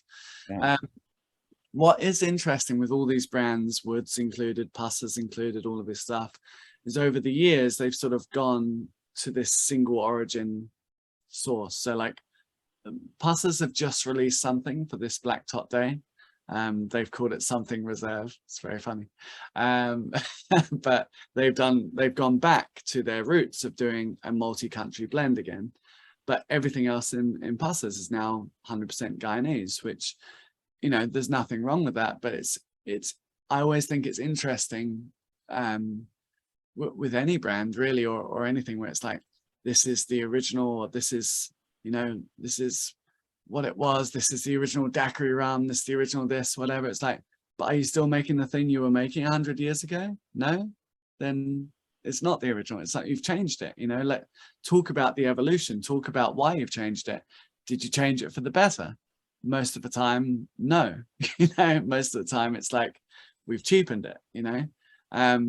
But sometimes it's changed because it's like, no, we wanted to make it better, we wanted to make it taste good. So it's an interesting question when people ask me now, like, what is a Navy blend? Is it the proof? Is it 54.5? Is it you know, is it Guyanese? Is it this? Is it that? Pretty much the best answer I can give you is it's a multi-country blend, because that was the thing that the Navy did that no one else had done before, that changed the way rum is blended forever from that point forward, you know. And again, as for anyone who's on the bartending side, we think of that as a tiki thing. We think of it, Trader Vic and Don the Beachcomber blending different rums together. But 130 years before they started that, the Navy were building these blending vats and blending all this rum together. And that is a blessing and a curse, right? Because the blessing is it set a precedent that meant we can now take rum from anywhere in the world, put it together in the same bottle, and we can still call it rum. And I can still put all those countries on there, and I can still call it what it is. The curse of that is most of the time you lose the sense of provenance. You lose the sense of where that rum's coming from. You lose the individual identities of those components, which is very much why, you know, when we do tastings like this, or if you come and do a tasting and we taste Finest Caribbean, we give you all the blending components, because it's like, it doesn't mean anything if I tell you, oh, it's a blend of this, this, and this, and this, if you have no idea what those individual countries taste like or what those components are. So for me, it's like, if blenders are going to be relevant going forward in the next 10, 20 years, we've got to be more transparent. We've got to talk about what the ingredients are in our recipes. You know, we can't just be like, aha, you know, we'll never tell. That's bullshit, you know. Like, I firmly believe, and rum is the worst for this, you know. You pick up bottles of rum and it goes Caribbean, and you're like, there's 700 islands in the Caribbean, which one, you know? They're like, oh, it's a secret recipe. It's like, no, I don't know. I have a firm belief that if you're going to put something in your mouth, you should know where it's come from, right? And it's just like, that's just a good rule for life. But especially with rum, like, you should be able to pick up a bottle of rum and go, that's where it's from. That's the country. That's the place. That's the distillery. You know, you should know these things. So yeah. Well, I've got still a million questions, but I want us to get through these rums still. So let's go to the next one, which is so this is the 50th anniversary, right? Which was last year's blend. Plus, it says plus last consignment. So I saw Kim had asked earlier, was last consignment not already in that blend? So is this just adding more of that, or what can you tell us on that? Yeah, so this is, so in terms of this year's blend, again, I keep pulling up the back label, but it's kind of the easiest way to show it. So, and again, all of these components that you're having today we have blended in the same proportion to what has gone into the final product. So the same ratio, if you like, of one to the other is still in there. So if you look at this, so 14% of 2021 was the 50th anniversary, last year's blend. And then it was only 0.3%. So there's only a little bit of these flagons going in. And again, that can sometimes see, you know, some people like, oh, you only put 0.3%. You can buy 100% if you want to, want to try it. It's there. But what you find is it's quite a potent rum, you know, and the way to think of a rum like that is, you know, everyone here has had old fashions before, I take it. Yeah, everyone's had old, or you know, old fashions, right? You do an old fashioned, you have your double shot of booze, you have a bit of sugar, and then you have your 2 dashes of bitters, right? And if you forget to put those bitters in, the whole drink doesn't taste right. Something about it doesn't tie together. It doesn't have the depth and complexity that those bitters add. The last consignment is like the bitters in our blend, right? Okay, it just tastes old and it just gives like an extra weight to the blend that it doesn't have without that little bit added. So far, I mean, we won't always be able to do it because we're running out of flagons, but in the 50th anniversary we added a few flagons. I think it was 0.5% of the blend that year. In 2021 we added some more flagons on top, and then for 2022, which is just about to be announced in 11 days time, we've added more flagons again. So it's just kind of become a thing because pretty much every year our blender, our master blender, is a guy called Oliver Chilton, and the boss, the owner, is a guy called Sukhinder Singh, who owned Whiskey Exchange until quite recently. And pretty much every year Ollie brings him the blend that he's created and goes, what do you think? And Sukhinder goes, it's good, it's good, could be, can you make it taste older, you know? So Ollie's like, let me get some last consignment, and he'll add a little bit of last consignment. It's like, how's that taste? He's like, better. He's like, okay, I'll add some flagons. So yeah. Can you tell me, Mitch, how many bottles of last consignment were bottled? And like, is that the finite amount? Like, there's still more flagons, but last consignment is whatever's bottled is what there will forever be, and we're still going to use these flagons for blends in the future? So we made 3,000 bottles of last consignment back in 2010. Now, 3,000 isn't a lot. To give you an idea, we do like 5,000 bottles of master blenders and the 50th anniversary, and that's pretty much all sold out other than America because it's been sitting on a ship for 7 months.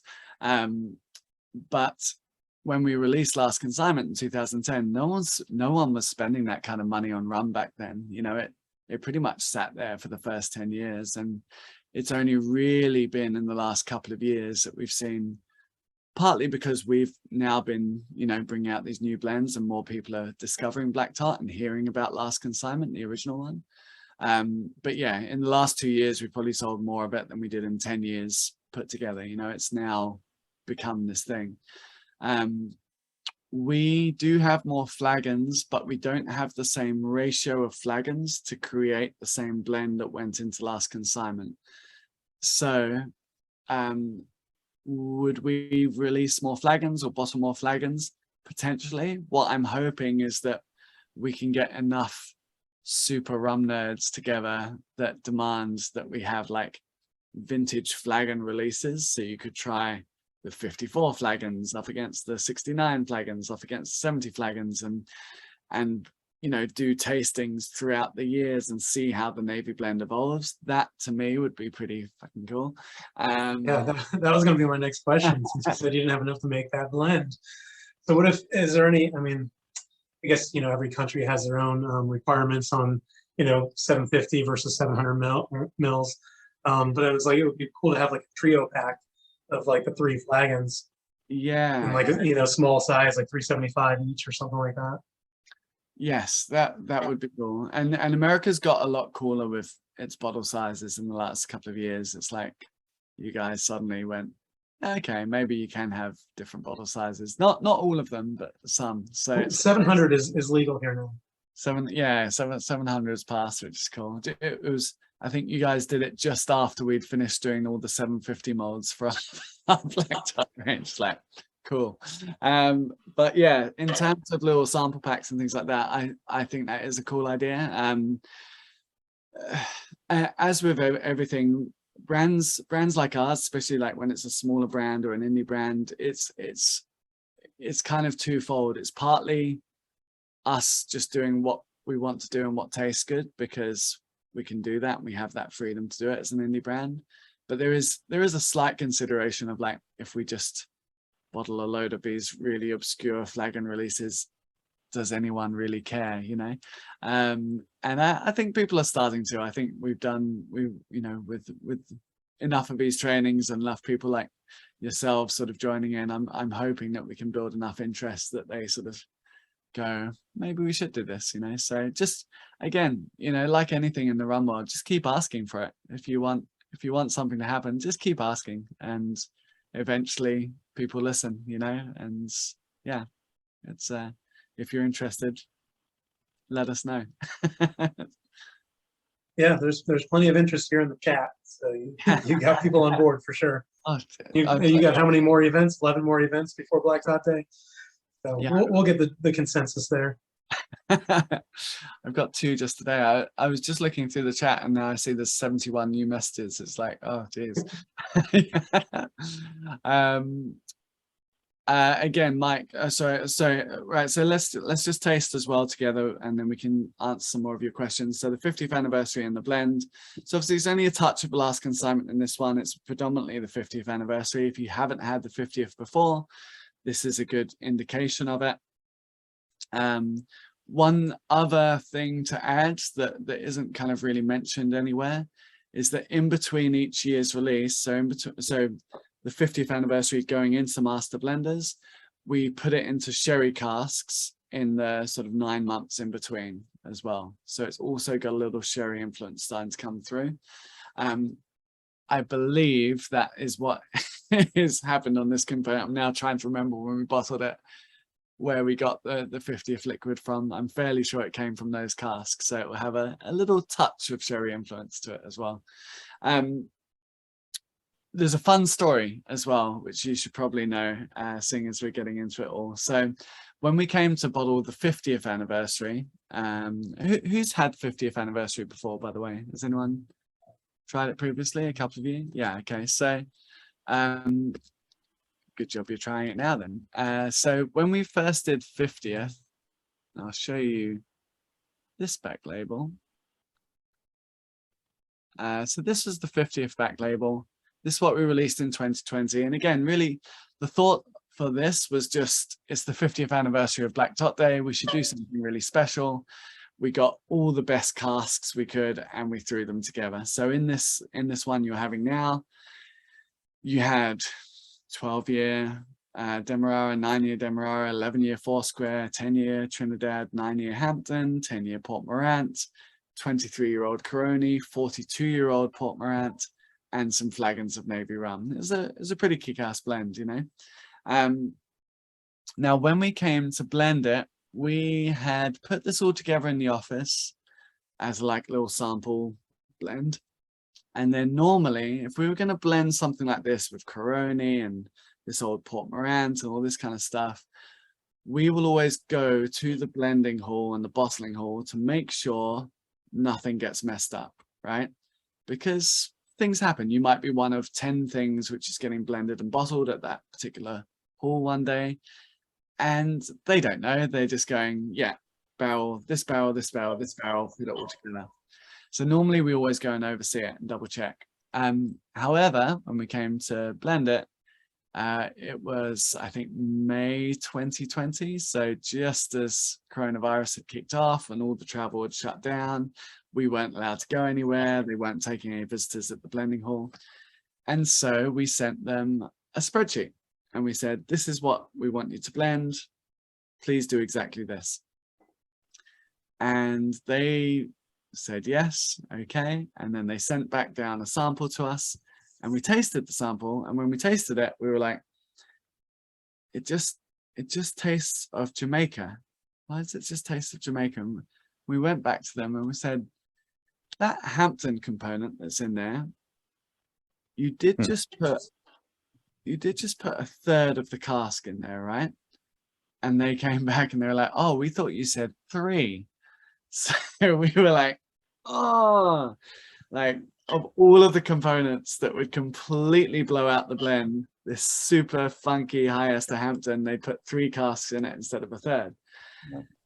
So we were kind of, and it was like 2 months to Black Top Day. So we were like, what are we going to do? So Ollie, our blender, then basically began this scramble of trying to get extra casks and all these other bits and pieces to try and balance out the blend again, essentially, right?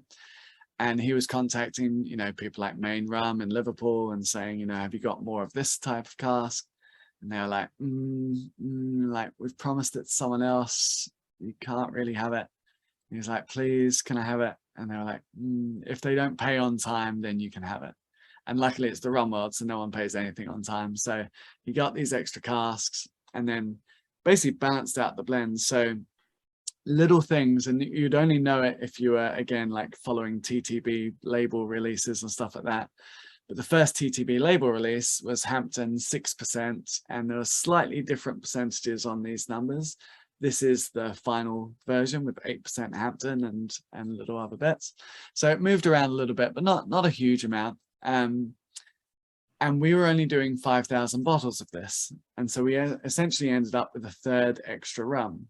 Now, when I joined Black Tot, pretty much the first thing I said to Ollie was like, wouldn't it be cool if we rebuilt the Navy vat blending system and we got like 51 open top vats and connected them all with pipes and then dumped rum and then evaporated off at 10% a year? Wouldn't that be amazing? Like, do the original Navy blend. And he kind of looked at me with like a level of contempt that I've never really seen anyone look at me before. It's just like, no, of course we can't do that. You can't just have 10% of your rum evaporating every year. You can't have open vat bombs of rum in the middle of London. No, that's not how it works anymore. It's like the tax people alone would shut you down in a day. Anyway, so I was like, fine, whatever. Sulked away. And then this happened. And then so I get this phone call from Ollie being like, you know, you wanted to do these Navy vat blending, perpetual blend things. And I was like, yeah. I was like, are we building the vats? He's like, we're not building the vats. He's like, but I do now have a third extra of this rum from the 50th anniversary that we're not putting into bottles. I was like, okay. He's like, so I'm going to put it all into sherry casks. We'll use that as the base for next year's rum. We'll add new casks on top of that. Next year we'll make a third extra on purpose this time. We'll use that as the base for next year's, and every year, every Black Tot Day, we'll release a new version of the blend that evolves on the previous year. So every year it's changing. And I was like, that's pretty cool. That's close. It's not my open top vats, but it's up there, you know.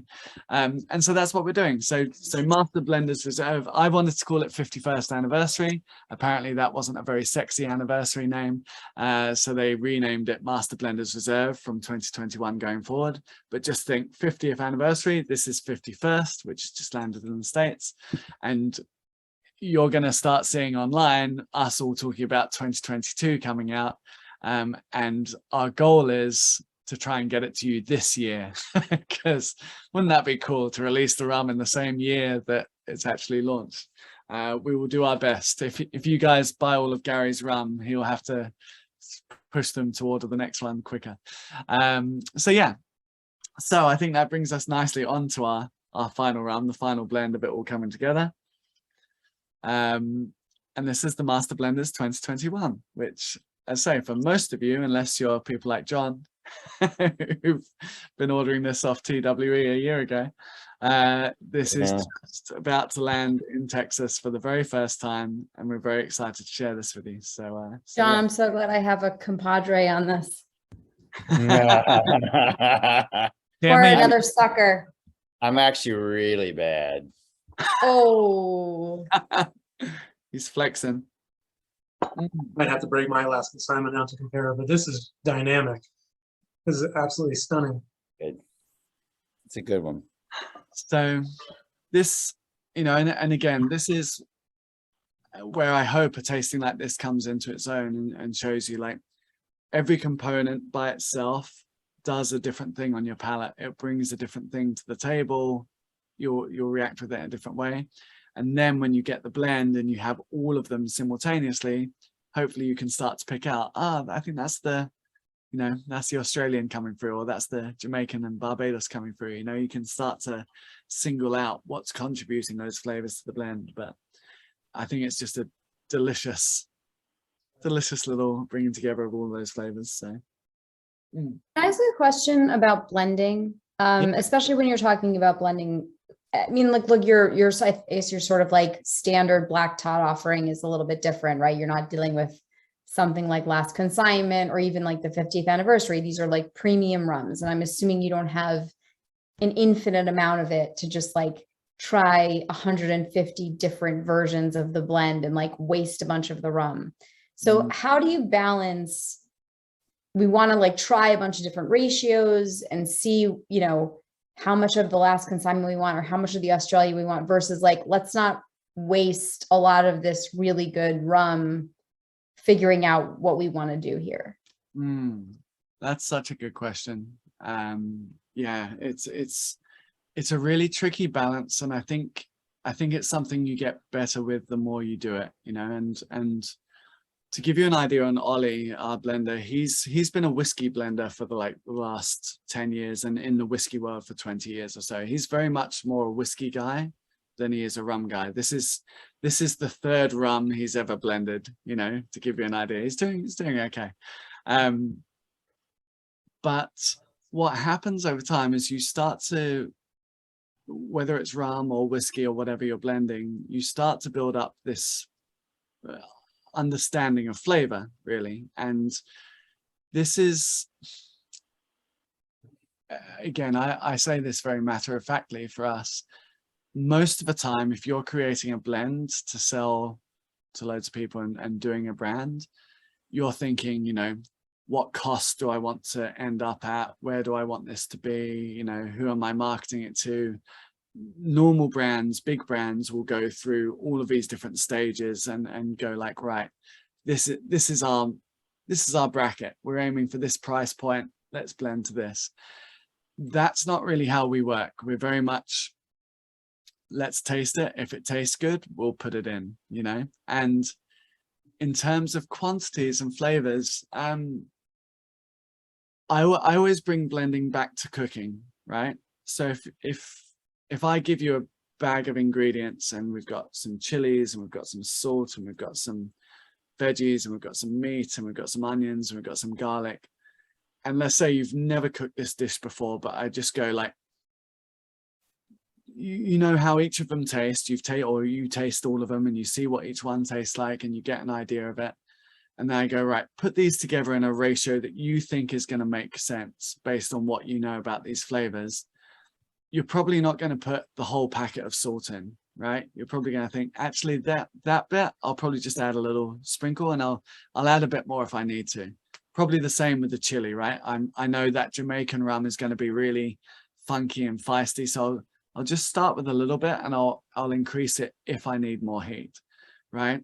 I know the Barbados or the Trinidad is going to be nice big body, it's going to be fruity, it's going to get along with everything. I can probably put more of that in and be a bit more generous with it. So you start to get a feel for each cask and each flavor and what it's going to contribute, and then it's sort of it's part of its experience, but part of it is just like when you cook and like when you go, you don't need to ruin the dish with too much salt. You probably just want a little bit of it. It's that same kind of idea with certain components. You're like, you're going to hold back on these and add it drip by drip. This one, I can probably throw a whole handful in and it'll probably be okay.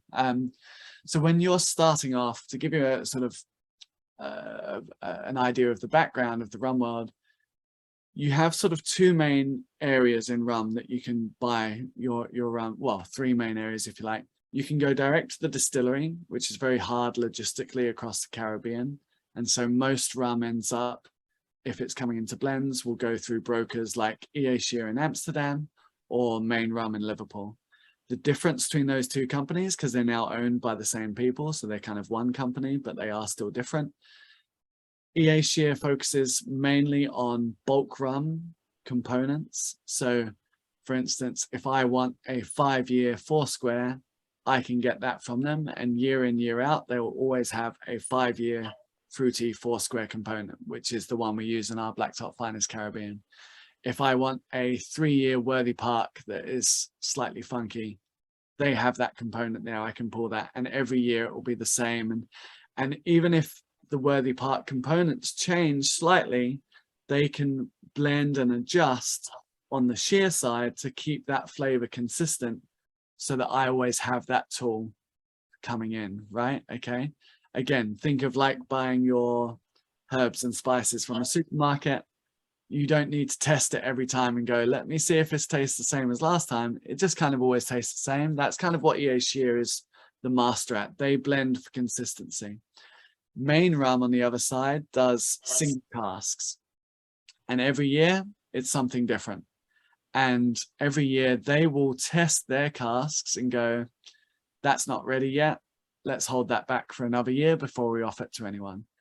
So it's not like you can go into Main Rum and just buy anything. They will only release when they think it's good enough. And then they basically offer it to everyone, and kind of depending on who they have a better relationship. If they like you, you might get more options than if they don't like you so much, you know. And so you have this variety of casks to choose from each year based on what they're actually releasing and what they're letting out in there. Which is why sometimes with things like the 14-year-old Beanley, you'll see everyone releases suddenly a 14-year-old Beanley because, okay, Main Rum have just released a batch of these casks and everyone's got excited about it, right? Now, when we're doing it, because we're not releasing single casks, we're looking at single casks, but as flavor components, right? So we're tasting each of these single casks and going, okay, if our goal is fruit this year, let's buy all the casks which are fruity, plus some which might add a bit of spice or a bit of this or a bit of that to balance it out, right?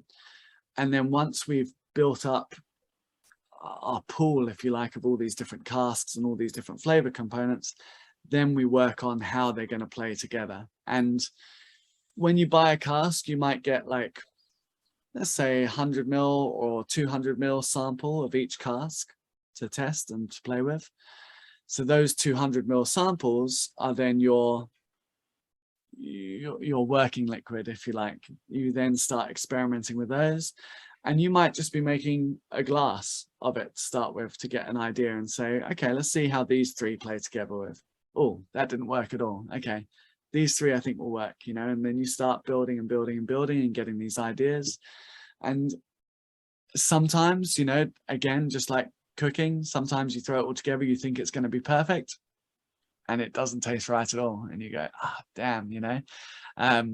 You never want to throw anything out, but you might have to find another way to incorporate it into the blend you want to do. You know, or you think I'm going to create something super fruity or super chocolatey or whatever it is, and you get to the end and you're like, actually no, we're going to change direction and go somewhere else, you know. So it's tough because we have a very limited number of casks to work with each year.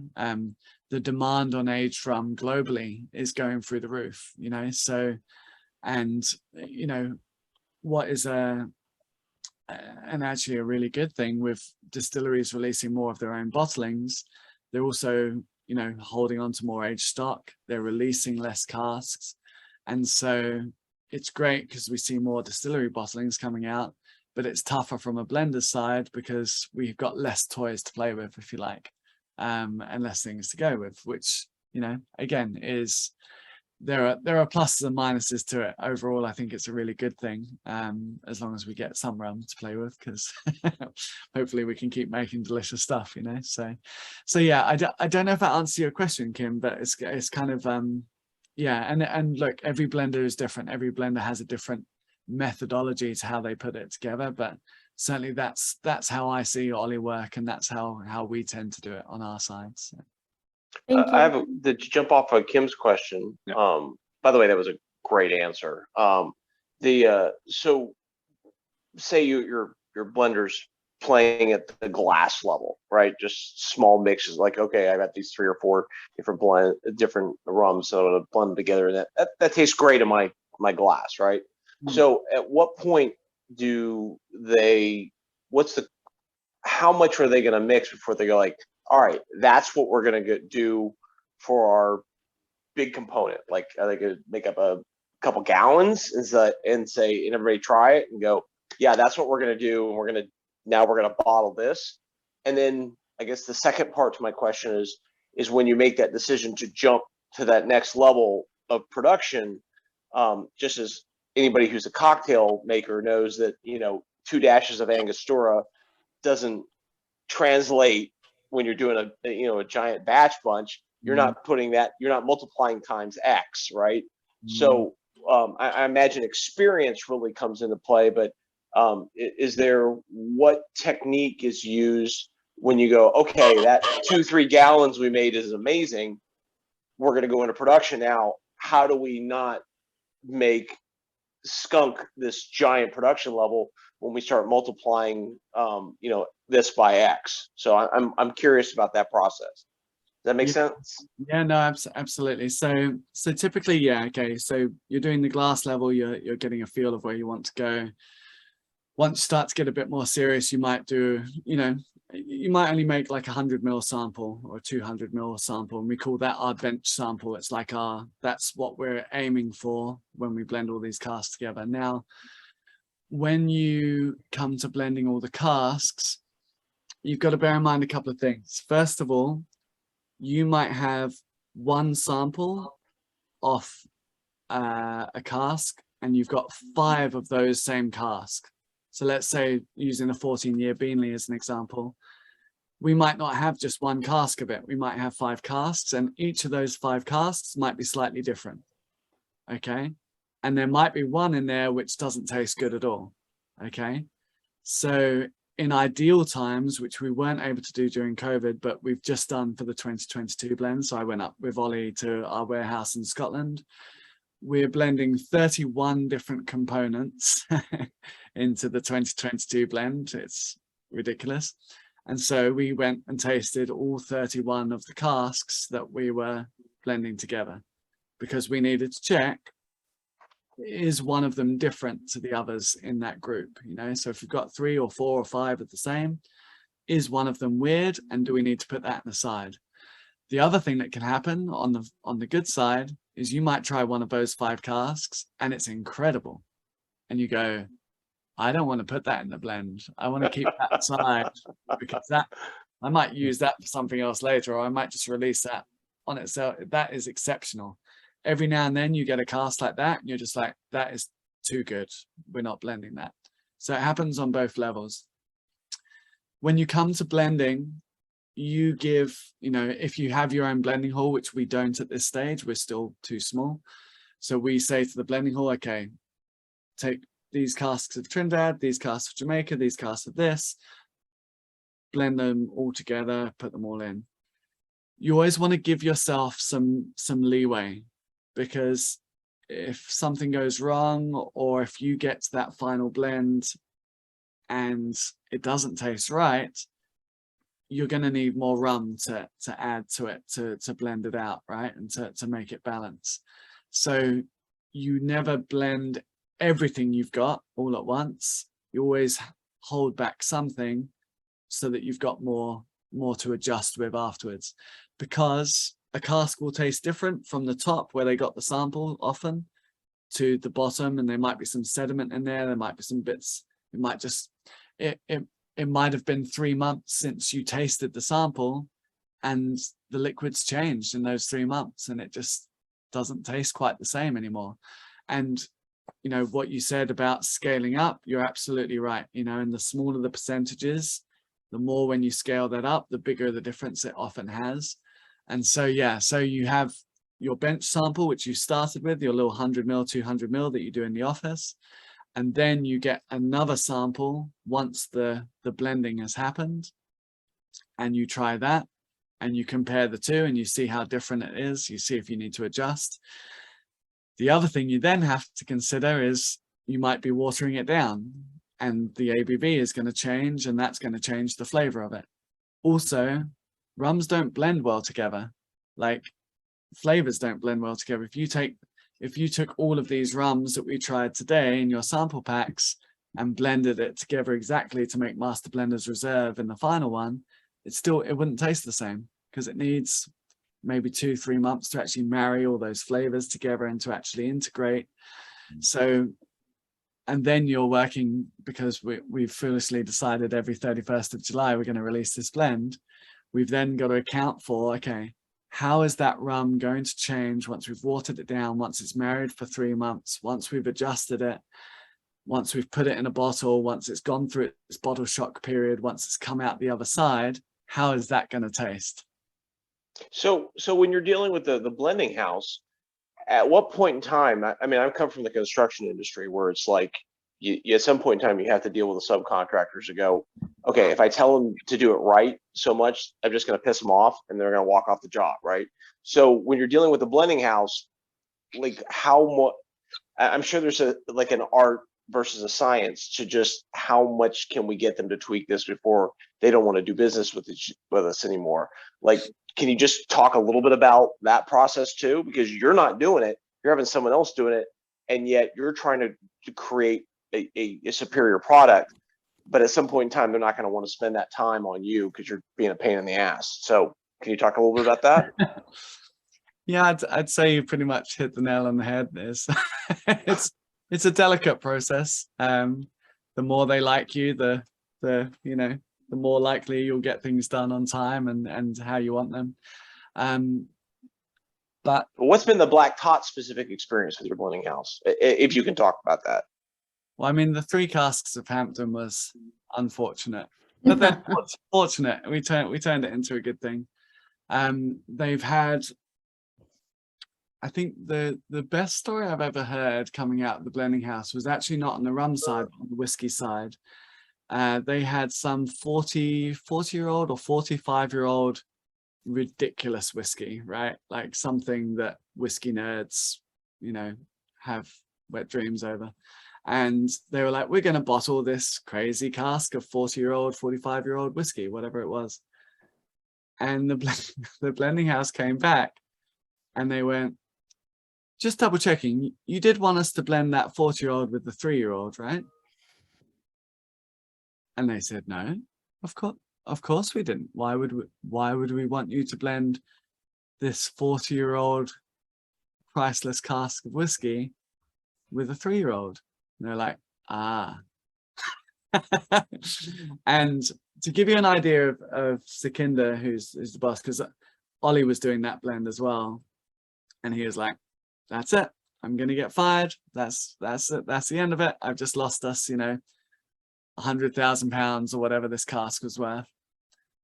And he went to Sukhinder, he's like, I've got to tell him. And he went to tell him, and he's like, they've blended this 3-year-old with this 40-year-old. And Sukhinder's first response, he just goes, how's it taste? And that's kind of a cool response to have as a boss who's probably just lost like 100,000 pounds on this single malt that you can't release as a 40-year-old anymore. He's like, yeah, how's it taste? That sounds really interesting, And so they tried it and it tasted pretty good. The blending hall then had to try and source another cask of this 40-year-old crazy cask of whiskey. For any whiskey nerds, if you're interested, again, drop me an email. I'll find out what it was. It's something that all the whiskey people are like, be like the Corona or stuff like that. We had something similar-ish. I showed you there was a 42-year-old Port Morant on that 50th anniversary label. So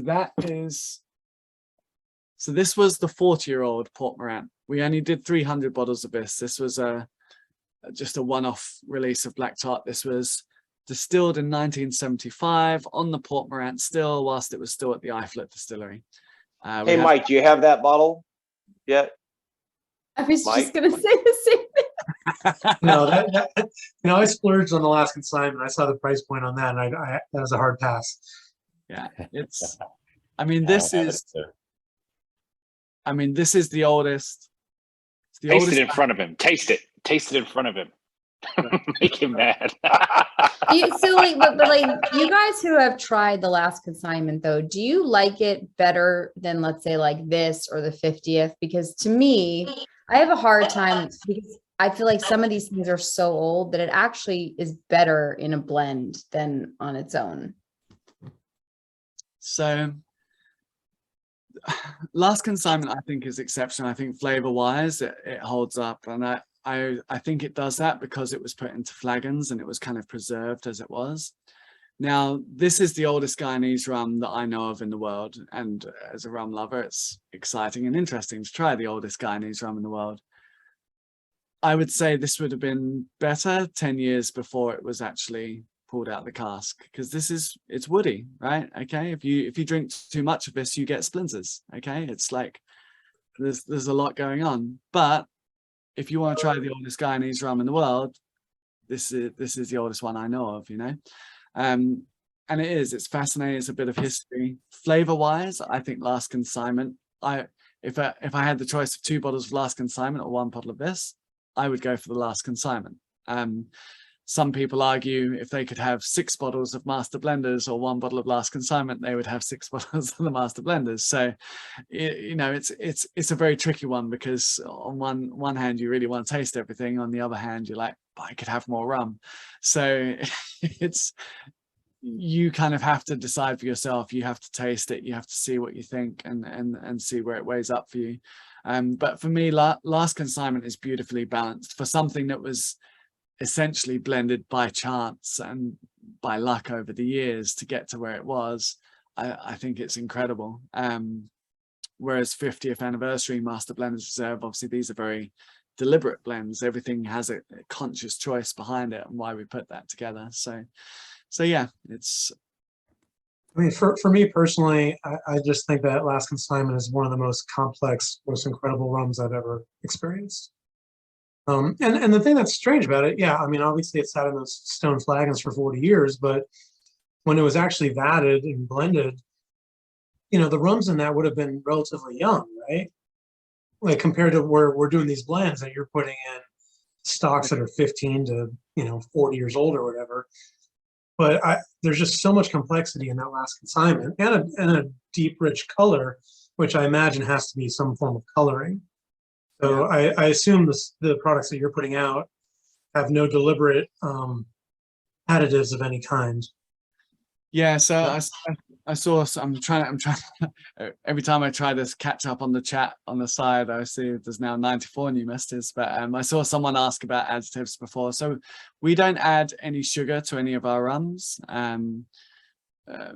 Not for any good versus evil, righteous reasons. We just don't think it needs them for these particular blends. Like we're sort of going for unsugared style. With color's a tricky one, right? Okay, and in terms of color, we don't add any color. However, some rums, and quite often Guyanese rums, come colored, and there's not much you can do about it because that's how it comes from the distillery. So good example is with Black Tot Finest Caribbean. So when we released it, we were very proud. We were like, we don't add color, we don't add sugar, we don't chill filter it, you know, ta-da. And then when I started doing the component tastings, and I was like, no, I want to give everyone the 4 individual rums that we blend together and try it. They sent us this rum. And this is our unaged component in Black Tot Finest Caribbean. And we went back to them, we said, oh, you've sent us the wrong rum. And they were like, no, we haven't. And we're like, well, why is it this color? And it's like, because we had this like caramel molasses stuff to it. We're like, can we have it without that? And they said no.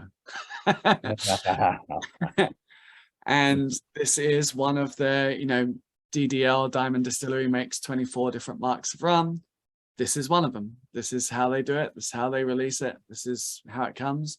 And if you want that flavor of rum, that's how it comes. And when they add color, this is the interesting thing about DDL, which I think is unique to them.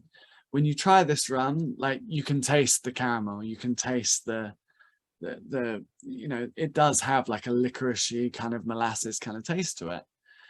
And when you try their stuff that they add to it, I say stuff because we don't really know what it is. Like, it's not E150A. We think of caramel coloring nowadays as chemical E150A. It's not. Like, E150A is a liquid. When you get this stuff, it just sticks in the bottle. It stays where it is.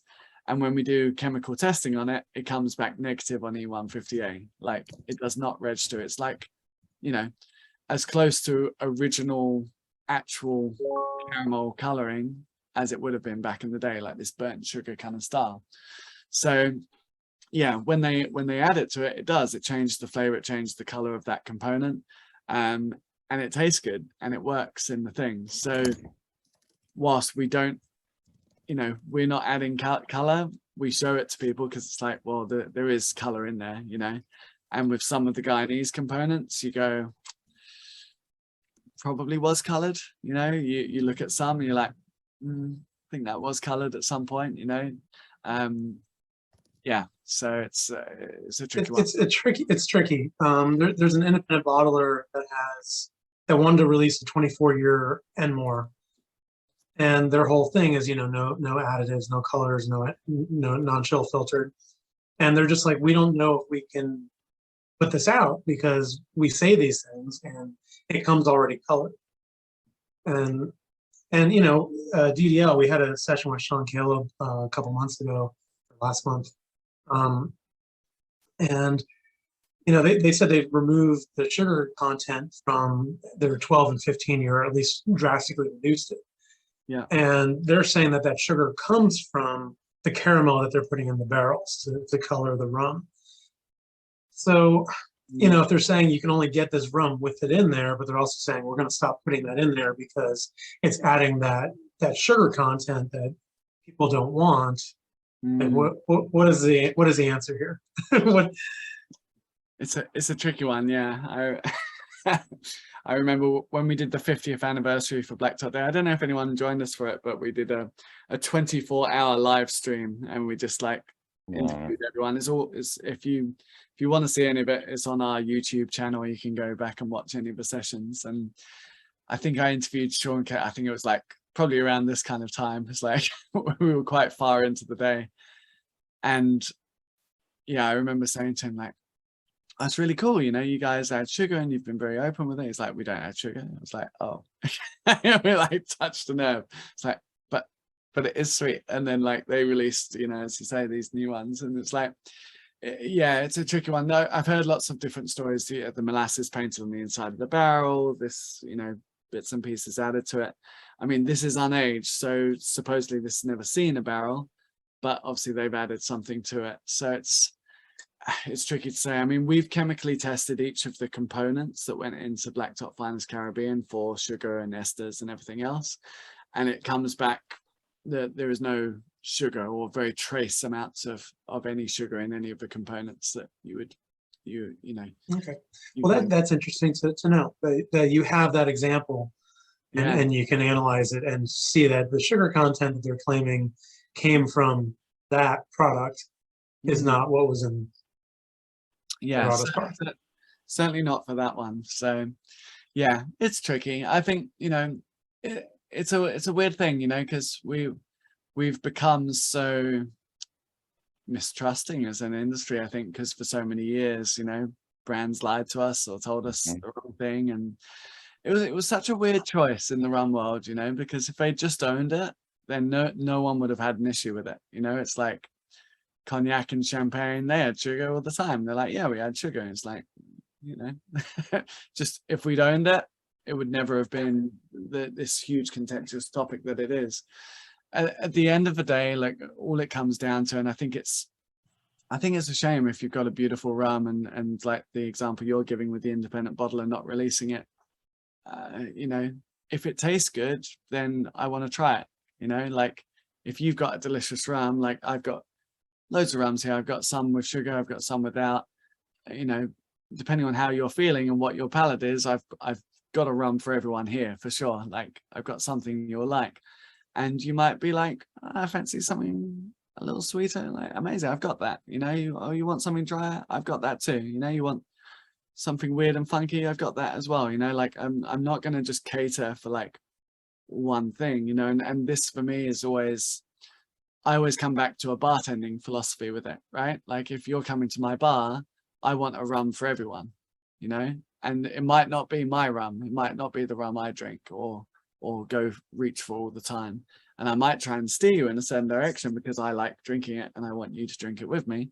But, you know, ultimately I want to have something for everyone. And that's kind of the goal. So yeah, I don't know, like, colors, yeah, I mean colors got a bit of a free pass compared to sugar because everyone's still obsessed with that, but yeah, you know, as long as you have an idea or you know that there's something going on, even if it's not always 100% clear, but you know something's there. And this is why we show people this, because it's like, you know, transparency isn't always what you want it to be, right? But that's not the point of transparency. The point of transparency is I show you exactly what we're working with, and then you make your decision on everything we're doing, and you decide whether you like our rum or not, you know. So we'll just show you all of it, and then you make up your own mind. So yeah. Mitch, do you know how old the rum is that goes into the flagons? Because obviously when it goes into a flagon, it's no longer barrel aging, so it's not aging. It's done. I mean, it's kind of like a sealed time capsule. But do you all know how old the rum is that's in those flagons? I mean, as far as I mean, it's a blend, obviously, but do you know how old it is? It's really hard. I mean, we know the rum going into it would have probably been quite young, from like 0 to 3 years, you know. It wouldn't have been especially old. How long you consider that sitting in the vats and then blended on top, and whether, you know, that old rum that was in there from the 1800s, how much of that still carries through into later rums. And it's really tricky, you know. You can't give it in my mind, you can't give it a traditional age statement with any real meaning. You can just say, look, we've been topping this up for 100 years. There is some old stuff in there, but is it really aged in the same way? You know, it's because those wooden vats would be fairly neutral. I mean, or entirely neutral, right? So it's not really taking on the flavor of the vat while it's sitting there. But you have to. This is something which I think is often lost when we talk about barrel aging. When we talk about barrel aging, everyone thinks wood, right? We think wood, an impact of wood, and liquid going into wood and out of wood, and the wood's all the thing. But most of what makes aging so magical and actually transforms the liquid is the oxygen, is the exchange, is the angel share, is the, you know, the breakdown of the aldehydes in the liquid, turning those into esters over time and creating more complex flavor molecules. Like, it's not just if it was just the wood, we could put everything in stainless steel and chuck some staves in there, but that doesn't taste right. It's the oxygen plays a role, the duration plays a role. So yes, you know, is the wood interaction playing a big part in those vats? Not much. Is the layering of flavors and the gradual breakdown of complex and higher alcohol molecules and breaking those down into esters and other congeners, is that playing an impact? Probably more so, you know. So it's yeah, it's a tricky one, but it's very, very hard to say. But if someone wants to start a vat now, because they won't let me do it, but we can check in on it in like 150 years. I feel like, Mitch, you can start your own mini vat system, like make little tiny 51 vats that you perpetually add more stuff to. Like if your boss won't let you, you just gotta take it upon yourself. That's generally what Ollie does say. It's just like, he's like, you're just going to go and do it anyway if I tell you no. So yeah, Yeah, we could do that. I'm conscious that, you know, some of you are probably falling asleep. It's not even 5 a.m. where you are, but we're more worried about you falling asleep. So we appreciate all the time you've given us once you started. One more question. Can I ask one more question, Mike? Yeah. What happens to the flagons once they're done? Because I'd love to get my hands on one, but I'm just want to make sure they're not all ending up in a dumpster. No, we just kind of keep them. Every now and then we get, you know, people request them, or we've had a couple that we've sent out to people and stuff like that. So yeah, I think people would probably enjoy them. I'm guessing we'll probably Okay, so follow up. sell them off. So we know the TTB would never allow flagon size into retail market, but maybe in London or somewhere, you can put your 52nd or 53rd anniversary in a flagon. That would be cool. Yeah, we should bring some flagons down. We'll try and we'll try and have some at some of our rum shows and stuff like that. It's harder for me to bring over to America because, you know, it's just until I get some extra luggage space. But for the flagons that you do have and that you've harvested, have you do you keep them as they are? This is a good one, it's sealed, we know what it is, and it's in a warehouse somewhere protected, etc. Or have you like harvested the liquid and put it in some container that's gonna last forever? And you know what I mean? How are you doing that? So initially it was just flagon by flagon. We were just opening them as we needed them. We are starting now that, because one of my first jobs when I started was basically to work out how we could catalog and tell the differences between them all, which is how I learned all the markings on the boxes and how to tell different flagons apart. So we've now started cataloging the flagons into groups and working out, okay, this is this vintage, this vintage, with the idea that they'll have similar flavor profiles in each vintage and each area. And I believe the idea is that we are, as you said there, the plan is to put them into sort of usable, accessible containers that we can then pull on for different flavors and different bottlings and things in the future. The trouble is, again, going through a third As soon as you crack it, it's oxidizing or something, right? Well, it's like you want a Coravin for a flagon. You familiar with Coravin? Yeah. You know what I'm talking about? Yeah, we could there's a lot of considerations with stuff like that, and one of the hardest things that we've done, because as you saw with those boxes, you have to crowbar them open and they're like creates a load of mess. Doing that through a third-party warehouse and being like, can you just go through all of these hundreds of boxes of flagons and crack them open and categorize for They them? don't know what they've got though, right? Yeah, it's like they'll just. Wow. I mean, if you get to taste them, I'll do it. Yeah. Get over here. Let's sort these flagons out. Yeah. So we need. But climate would have no impact on them, right? Like the way they're sealed, climate does not impact what's in there. As long as the seal stays airtight, they're pretty good because they're glazed, so they're not breathing in the same way like stone would if it was not glazed. So yeah, they seem fine. They seem to be. How many vintages do you have of these? Like I think you mentioned there's, 53, 54, 69. Yeah, so the main bulk of it, again, we don't know until we've cracked open every box, and a lot of the boxes are still just there nailed shut, but the ones I found, 53, 54, 69, 70, and then one random flagon from Singapore that doesn't have a date on it, but yeah. So interesting. And which is your favorite? You've tried them all. Yeah, it's really hard to say. I can see why Sekinder blended them because they're two very different extremes between the 50s and 70s. I think I lean more towards the 70. I think the 70 is more integrated. It's more together somehow. I think it's rebalanced a bit. But yeah, it's hopefully when we do our side by side, we'll be able to test it properly. So are all four vintages in the last consignment? 3 of them. I believe it's mainly 54 and 70.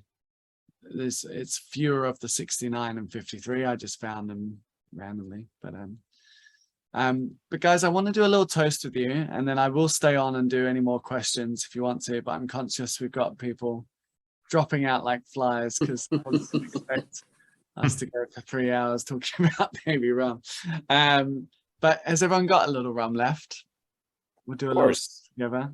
And if you're there in the background, feel free to turn on your videos, jump back in. We'll do the little toast together. I'm going to do something that you should never do on Zoom ever in a moment. And I'm going to ask you all collectively to unmute yourselves so that we can do this toast together. And this is a 400-year-old toast that was taught to me by the guy who taught me about rum. And I'll say the first line, you repeat after me, but you have to do the arm movements as well, okay? It's very important, all right? So everyone ready? Everyone get unmuted and videos on? Get your rum. All right, ready. So there are tall ships. There are tall ships. There are tall ships. We're like 5 Navy rums in. They're tall ships. What was it you guys say? Keep it weird? Like, let's go. Let's do it. Let's get weird. Right. So there are tall ships. There are tall ships. And there are small ships. And There are small ships. And there are ships that sail the sea. And there are ships that sail the sea. But the best ships But the best The ships. best ships. are friendships. Our friendship. Our friendships. So here's Cheers. you and me. Here's Cheers to to you. Cheers. You and me. Cheers. Cheers. Here's everyone.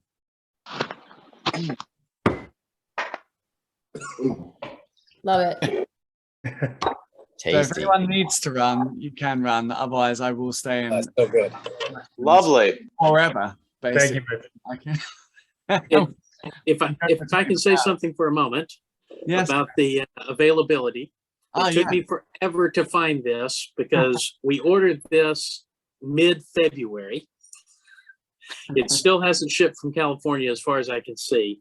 We are getting 10 6-packs for the state of Texas. How much? Sorry. I don't know 10 if you've heard me. I got 60 cut off. bottles in Texas. 10? Yeah, 60 bottles for the state of Texas. I sent an email to Specs just a little while ago and asked them to allocate 3 to 4 of those for Austin. Haven't heard back from him yet, so I don't know. I would say with the amount that we have coming, it will only go to the Brody store and maybe to the Arbor Walk store.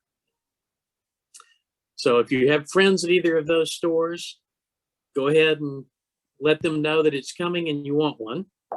If you don't have friends at either of those stores, talk to Eric at Brody or Caitlin over at Arbor Walk, and hopefully they will be able to help you out. And I think it will be under 140, but I'm not the one that sets Specs prices, so don't hold me to that. Do you know how many bottles are allocated for Houston? I don't know what the allocation, how they'll break it up. Usually, if it's 10 cases, I would say normally it would be 3 to Austin, 3 to Dallas, and 4 to Houston. But I don't know for sure. It's only going to be through Specs, though. Yeah, it'll only go to Specs. Okay. And like I said, those 2 Specs stores, the one on Brody and 290, and then the one on Mopac there at Arbor Walk. All right. And you guys are pretty much the last people in the world to get it, but it also means you're the only country that still has any bottles left because everyone else is drunk. So you're in a weird. Like I said, Specs sent the order on February 15th. Wow. And it arrived in our warehouse in California a week or so ago. I was convinced about a month ago. I was like, I reckon the boat just sank. I was like, no way any boat takes 7 months. It left here in December or left London in December.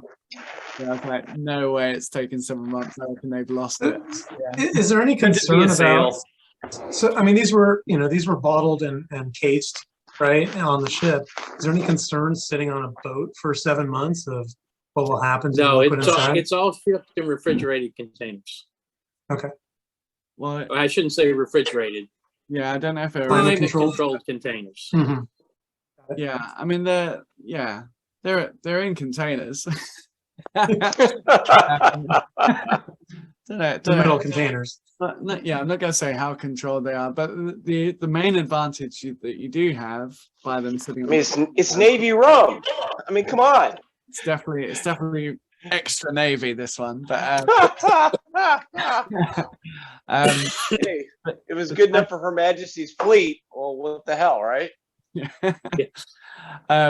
The best thing is whenever you get a blend like this, whenever we bottle it, I always say to people, really, you want to wait at least 2-3 months for it all to marry together, because usually, well, what's happened so far, the last 2-3 bottles we've done, it happened so last minute, just before Black Tot Day, that we actually finalize the blend and get it in the bottle.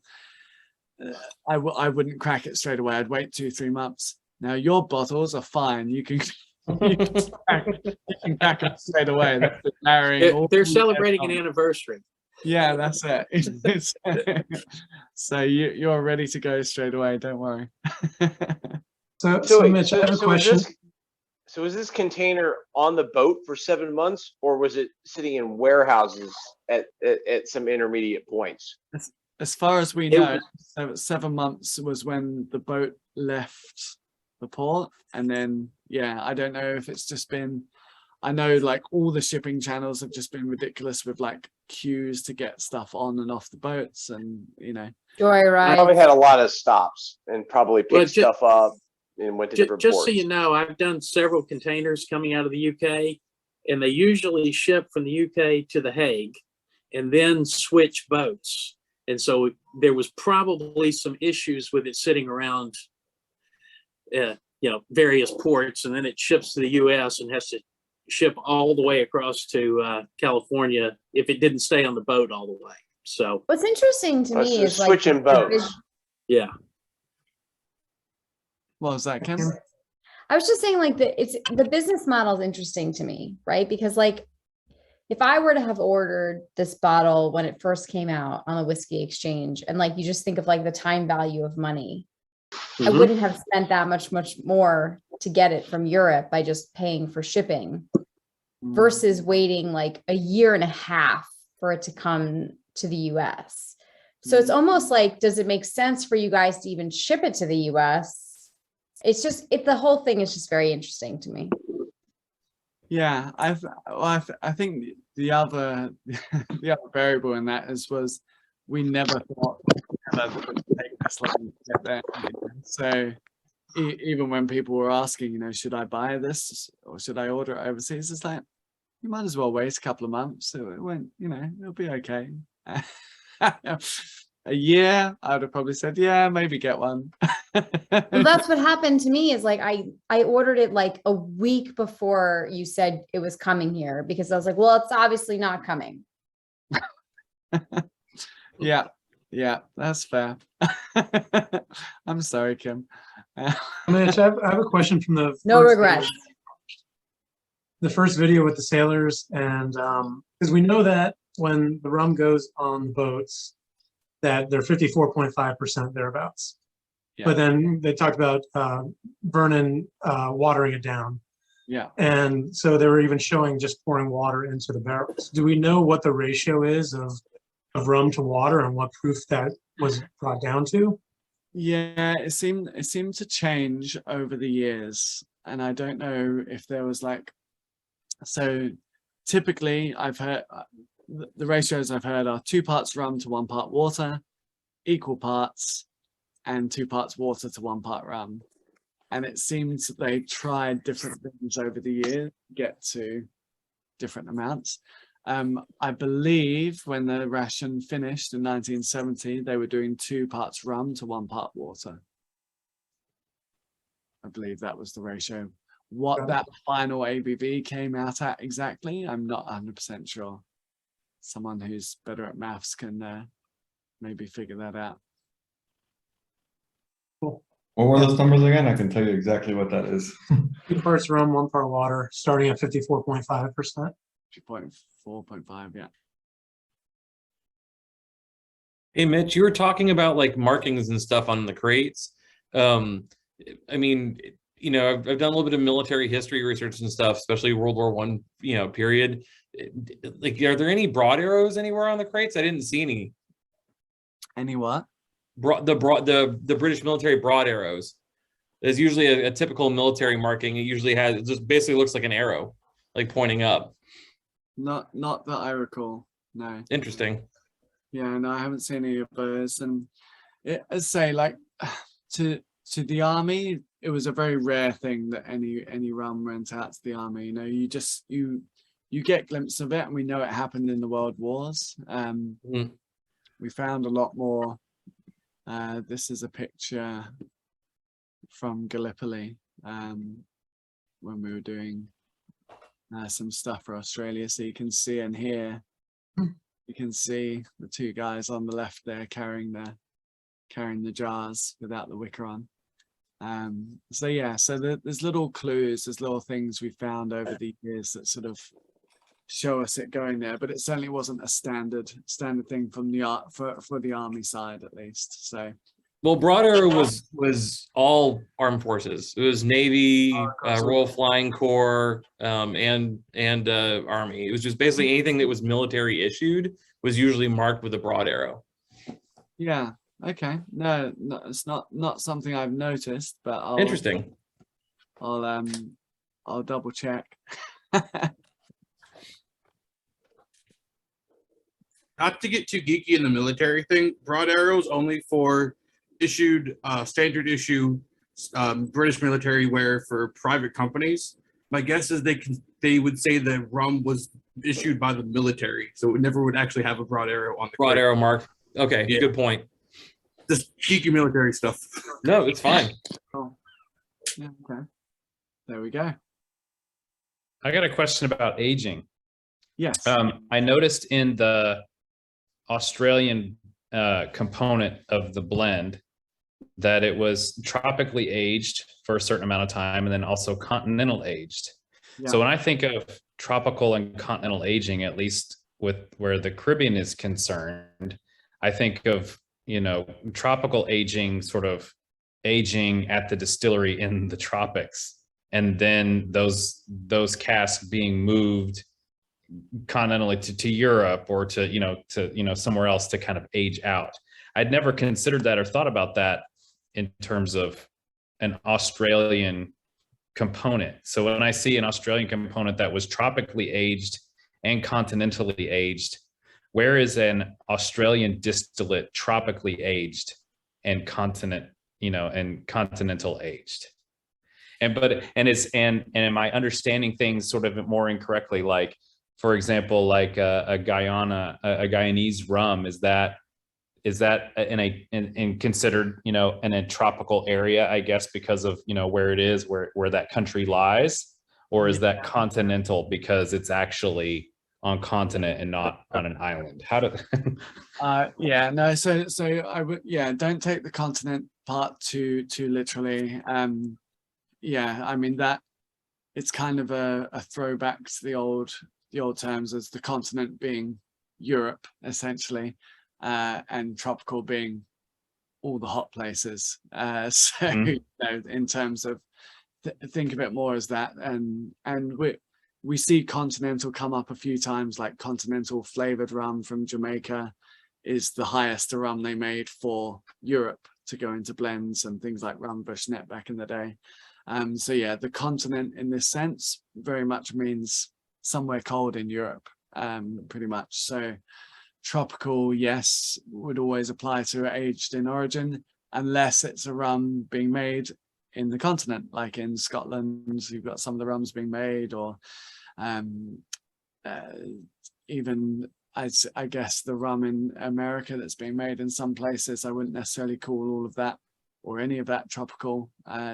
Privateer is not necessarily a tropically aged rum, but although you do have some obviously very hot parts that would be hotter than other places in the continent, but would have a like Texas. So, yeah, so it's I think as the rum world sort of opens up into these other areas more, probably we're going to need a different definition. But yeah, in this sense, it's you're right, It's an origin. Okay. In continental and just something I guess that's worth noting on that as well, because I know there's a lot of talk at the moment about, you know, aging at source and aging on island and where that all goes. It's not always with these casks. It's not always a case of going, oh, you know what this Beanley needs is 4 years of continental aging. It's like, no, it's just been sitting in a warehouse for 4 years. You know, they sold it 4 years ago. It's been in Liverpool waiting for someone to buy it or for them to get around to selling it. So yes, there are companies who go deliberately, we're going to age it for a certain period of time in these barrels here, and that might be a choice. But a lot of the time it's like, it's just been in the warehouse for this long, and how many years was it there? Okay, it's been 4 years here, so it's got 4 years continental aging. You know, it's sometimes it's no more than that, you know. And then you might, the only decision you have as the blender or the independent bottler is to go, taste. Do I want to bottle it now or do I want to wait longer? You know, and you're probably going to ship it back to the Caribbean. You're going to keep it wherever you're taking it. So yeah, you know. Cool, thanks. Hey, Mitch, I had a question. I never really kind of put it together, the impact that, you know, Caroni losing all that business, you know, that they were selling to the Royal Navy. Do we know of other distilleries that were directly impacted or closed because of losing their biggest client? Yeah, I mean, you see it with, I'm fairly sure, though it hasn't really been documented this way, but I'm fairly sure Guyana would have been a good template for that as well. Like if you look at the distilleries that closed from the 70s onwards, obviously a lot of consolidation happened in those years in Guyana. So yeah, I think both of them were very, very heavily affected by that, as being two of the principal components of a Navy blend. And yeah, although the Navy blended everywhere, they definitely relied heavily on those two sources. So.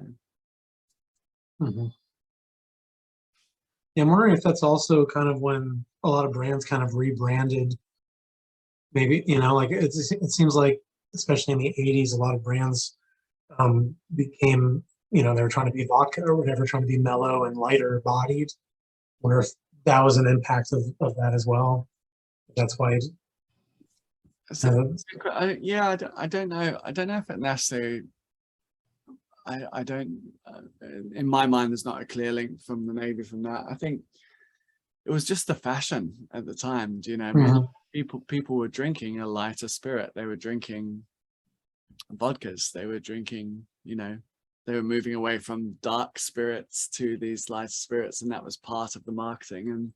And even if you look at these old Caroni posters and stuff like that, there's things where it goes, you know, oh, it's so smooth, it's so like, I've only got something here I can throw you, but you look at how they talk about rum and spirits back then, and it's like they were really pushing this smooth, light kind of flavor style, you know. So you see, I've got some old adverts here which are kind of interesting if you want to have a look at more some Caroni stuff. But where are we?